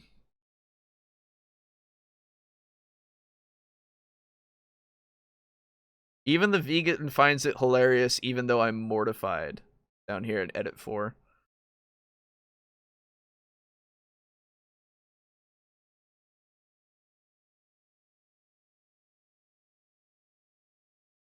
Let's see. Thank you for all the advice. Based on the most common ideas, I agree that it would be a good idea to do a mid-campaign session 0 to realign expectations and have a discussion about this. Yeah, okay. So the other one, the other source, I assume, is the second post. Yeah, there it is. Okay, let's see what this says.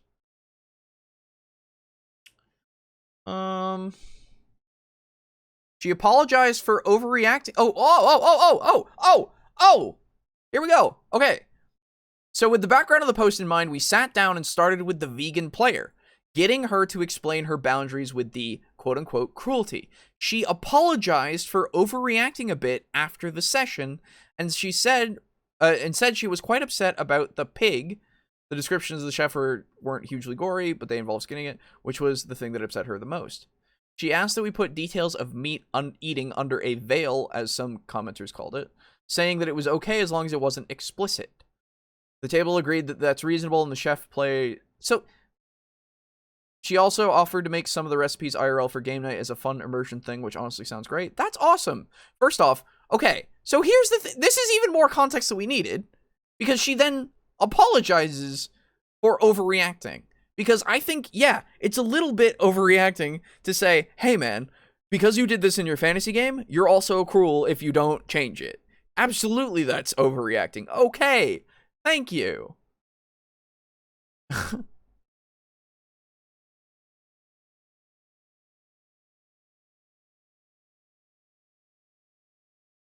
Did the vegan make her own world? Maybe. Aha, the truth is found. Yeah.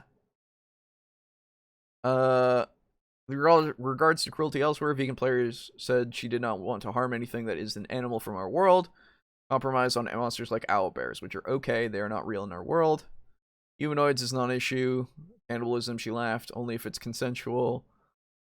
Which dissolved into sex jokes, of course. A malnourished dog is too close to what could happen IRL, so it's not okay. Gold dragon wormling is okay. Especially if the party has the agency to help it. Sure, okay. Fine. Layers upon layers. Oh yeah, of course. But this is the thing. This is what you do, okay? Once you want to make a video on something, I feel like doing more research to make your points stronger is a good thing to do. Because then, what he could have done at this point is gone into that, not just taken this one quote, been able to, because this doesn't get to that point here. Yeah, here. The second fucking paragraph, or not the second, but the 1, 2, 3, 4, 5, the fifth paragraph after this one that was cited. This is the one that they didn't include in the fucking article.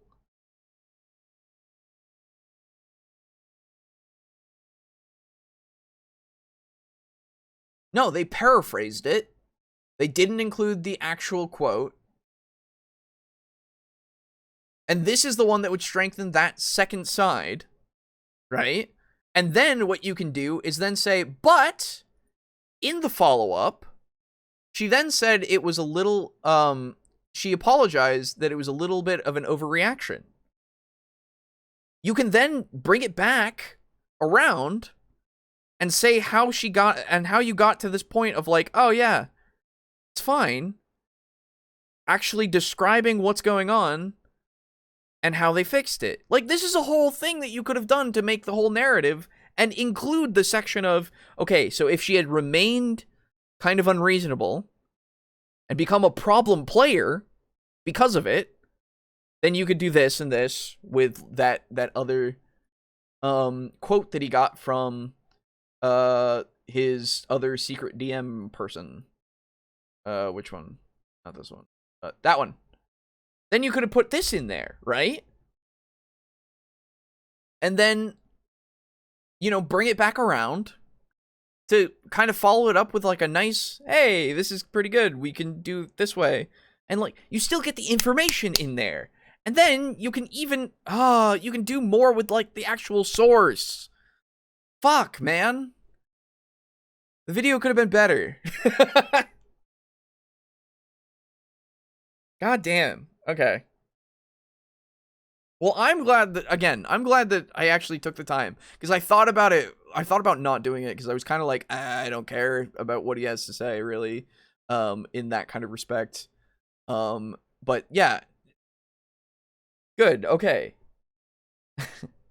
Anyway, that's that.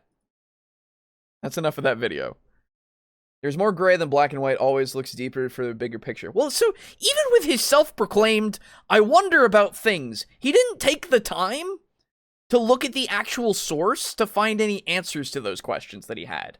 Are you fucking kidding me? When you even say, oh, I wonder what's not being said here. Oh, but I'm not going to take the goddamn time to look at what's not being said here to actually get the source. And, like, find if there's any more information that I would like to know. Come on. You even said. Great PI work, Alejo. Thank you. It's not good PI work. It's just a general fucking thing that you could do, you know? Any person could have... Oh, my God. I'm gonna go get my pizza. It's been outside for, like, 10 minutes or so. Give me a second, and then I'll start reading comments. Fuck me. Ow.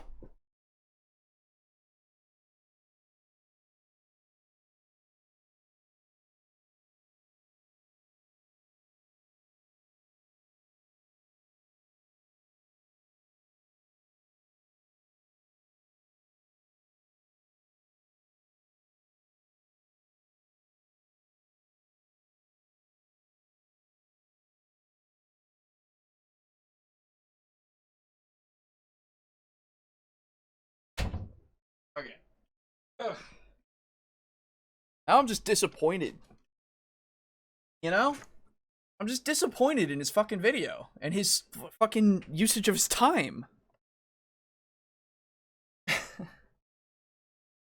God damn. So much for Craft Boy's TED Talk, lol. Yeah.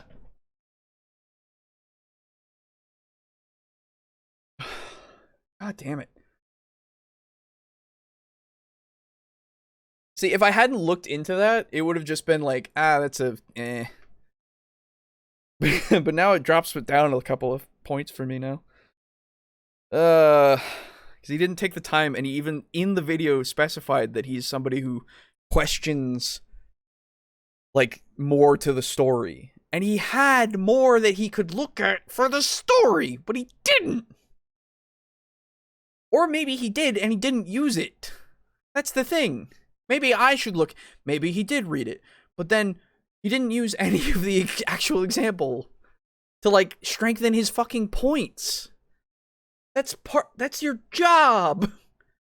Strengthen your fucking points. Anyway, let's read comments. I'm mad. Close all this. Get to that.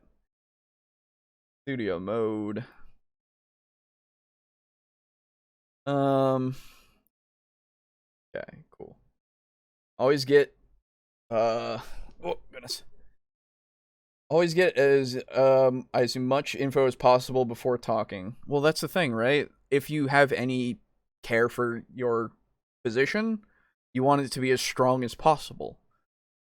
Get as much accurate information as you can, right?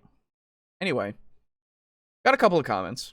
Let me actually, let me refresh it and make sure that I haven't missed any. So I only think we have the 2, which works for me. Hell yeah, there we go. Okay. Yep. So, we have 2 comments on last week's episode. That is Timothy Martin, heyo, on 141 saying, "Hello, bros. Well, drawing a blank on Guy's videos, funny and wise sounding words here. That should do it. I had a great time at the table as always. Hopefully more to say on the videos next time. Side note, Chaotic Stupid still makes me think of Ed from Ed, Ed, and Eddie. Okay, away I go. Whoosh, bonks into tree. Hopefully nobody saw that. Thank you for the comment. Yeah, his videos, huh? Sometimes you get a couple of bangers, huh? And then Lux on the same video saying, for this week's comment, let me just look. Oh, nice. For this week's comment, I'll give a brief description of some of the races that would benefit from the benefit the reader to know about as the history of my setting unfolds. Note that I do not include the Felkari, right? That was how you pronounce them. Here, as they will be getting a longer description in future comment fully dedicated to them. Woo! So far, I have inconclusively bounced around between thinking of this as an RPG setting, a video game setting, or possibly a novel setting. As of right now, it's just a setting. Well, this is the best part. You can have it be any and all of those settings, depending on how you were to do it. Creators of Seath Little knowledge remains of this race, gleaned from the scant few details passed down from Shodanus to the children. They were highly proficient in the pursuit of science and the advancement of technology, though they never expanded beyond their home world. Following a global exchange of nuclear and biological weapons, they were exterminated by a rogue defense network originally created by one of the nations that fell in that conflict. Their legacy was the destructive god into which that AI ultimately evolved, and the incomprehensible devastation it brought upon the cosmos. Yeah. What pizza did you get, by the way, if I may ask? I got bacon and olive. Bacon and black olive. I can't wait to eat it. It's a little cold. Children of Shodanus. Not a single species, but an unparalleled civilization that once spanned an entire universe. Created and brought together by the god Shodanus after his rebellion against Seth's destructive will. They were almost entirely destroyed along with their creator when Seth found and attacked their universe, but a small number of them survived and escaped to a younger universe that had not been devastated. Founding the city of Argondus on a planet they named Shadengard, they sought to foster and guide the life on that planet as Shodanus had once fostered them. They succeeded in bringing 3 intelligent races into existence on Shadengard, and hoped to raise them up by their own level of social and technological advancement, but were attacked by Rathmont before that plan came to full fruition. Yeah. Yeah, I really like bacon, and I really like black olives. Honestly, I could eat just black olives for, like, a while. Really good. Kron. A short, stocky, bipedal race of plant-like beings well-suited to craftsmanship and able to tolerate difficult physical labor. Though somewhat lacking in agility, they can pose a threat in battle through their raw strength and endurance. It is rare for them to exhibit any psionic ability, but they are resistant to telepathic attacks. That makes sense. They are also difficult to damage physically, but they heal slowly from any damage they do sustain, because they plants. That makes sense. Yeah, they're plant dwarves, kind of. Salu. Furred bipedals with relatively long limbs and pointy ears. The Salu favor pursuits of philosophy and theoretical science over physical labor. Their active minds also possess strong psionic power and an ability to comprehend magic. Among the budding civilization of Shadengard, the Salu most often take on the role of both scientific and spiritual leaders, though they have less of a presence in the practical fields. Okay, cool. By the way, I apologize if I've mispronounced anything. Skalin. A large race of reptiles given to protective tribal instincts. Though not as physically powerful as the Kron, their strength is nonetheless impressive, while their agility and sensory awareness gives them an edge over other races in personal combat. Thanks to these aspects, they tend to take on the primary military role within their society, though they generally defer to the Salu in social leadership. Hell yeah. I like them. I think, honestly, my favorite would have to be...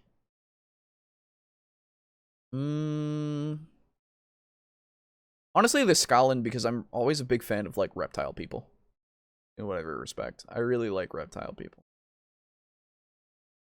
Very cool. I guess dwarves can't hide their dwarfiness. That's right. Great show, bro. Thanks. Also great lore looks. Yeah, it's good stuff.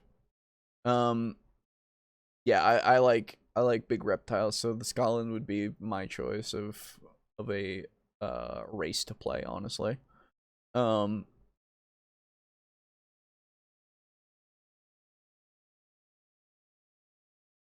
they also yeah, given to protective tribal instincts, so that implies some level of at least their intelligence is at least somewhat lower than I would assume the Salu and the Kron. I like lizardmen. And when they have a little bit less intelligence, I like instinctual lizardmen too. Hell yeah. Cool. Well, thank you for the comments. And if you out there in the future want to comment on one of our things, do so in whatever way you see fit. Send us an email if you want. You could do that. We do have an email. It's in the description, I think. Should be. But regardless, whatever you want to do, however you want to engage, you can in whatever way you wish. So, please do. We always enjoy your engagement, whatever it may be. Regardless, thank you again to everybody for hanging out. Thank you again to our table flippers. That being Draco Kraken, Mog Zero, Rick, aka Unit Rico, Slazer, Steely, Drake Cross, Star Baron Lux, and our Tier 1 table flipper. Appreciate you all. Appreciate anyone who wishes to comment, like, subscribe, all of that shit. As well as are excited for future things. And please do come into our Discord if you want. The link is in the description. And leave, information or just say hello for like a second. You can leave if you want. You're fine. But you can just come and say hello. We don't really have to, vocal of a Discord on occasions, but it is a thing. And regardless, it's probably the easiest way for you to stay informed because it's so easy to just go on Discord and say stuff rather than go to Twitter, rather than make a YouTube post. Honestly, like, I don't know, Discord is just so much more appealing. Regardless, as I was saying, thank you for hanging out, and we'll see you next week for whatever it is we do. Perhaps it'll be a return and a little bit of a new thing. We'll see how it goes. But Scotland have more military intelligence? That makes sense. Very cool. Okay.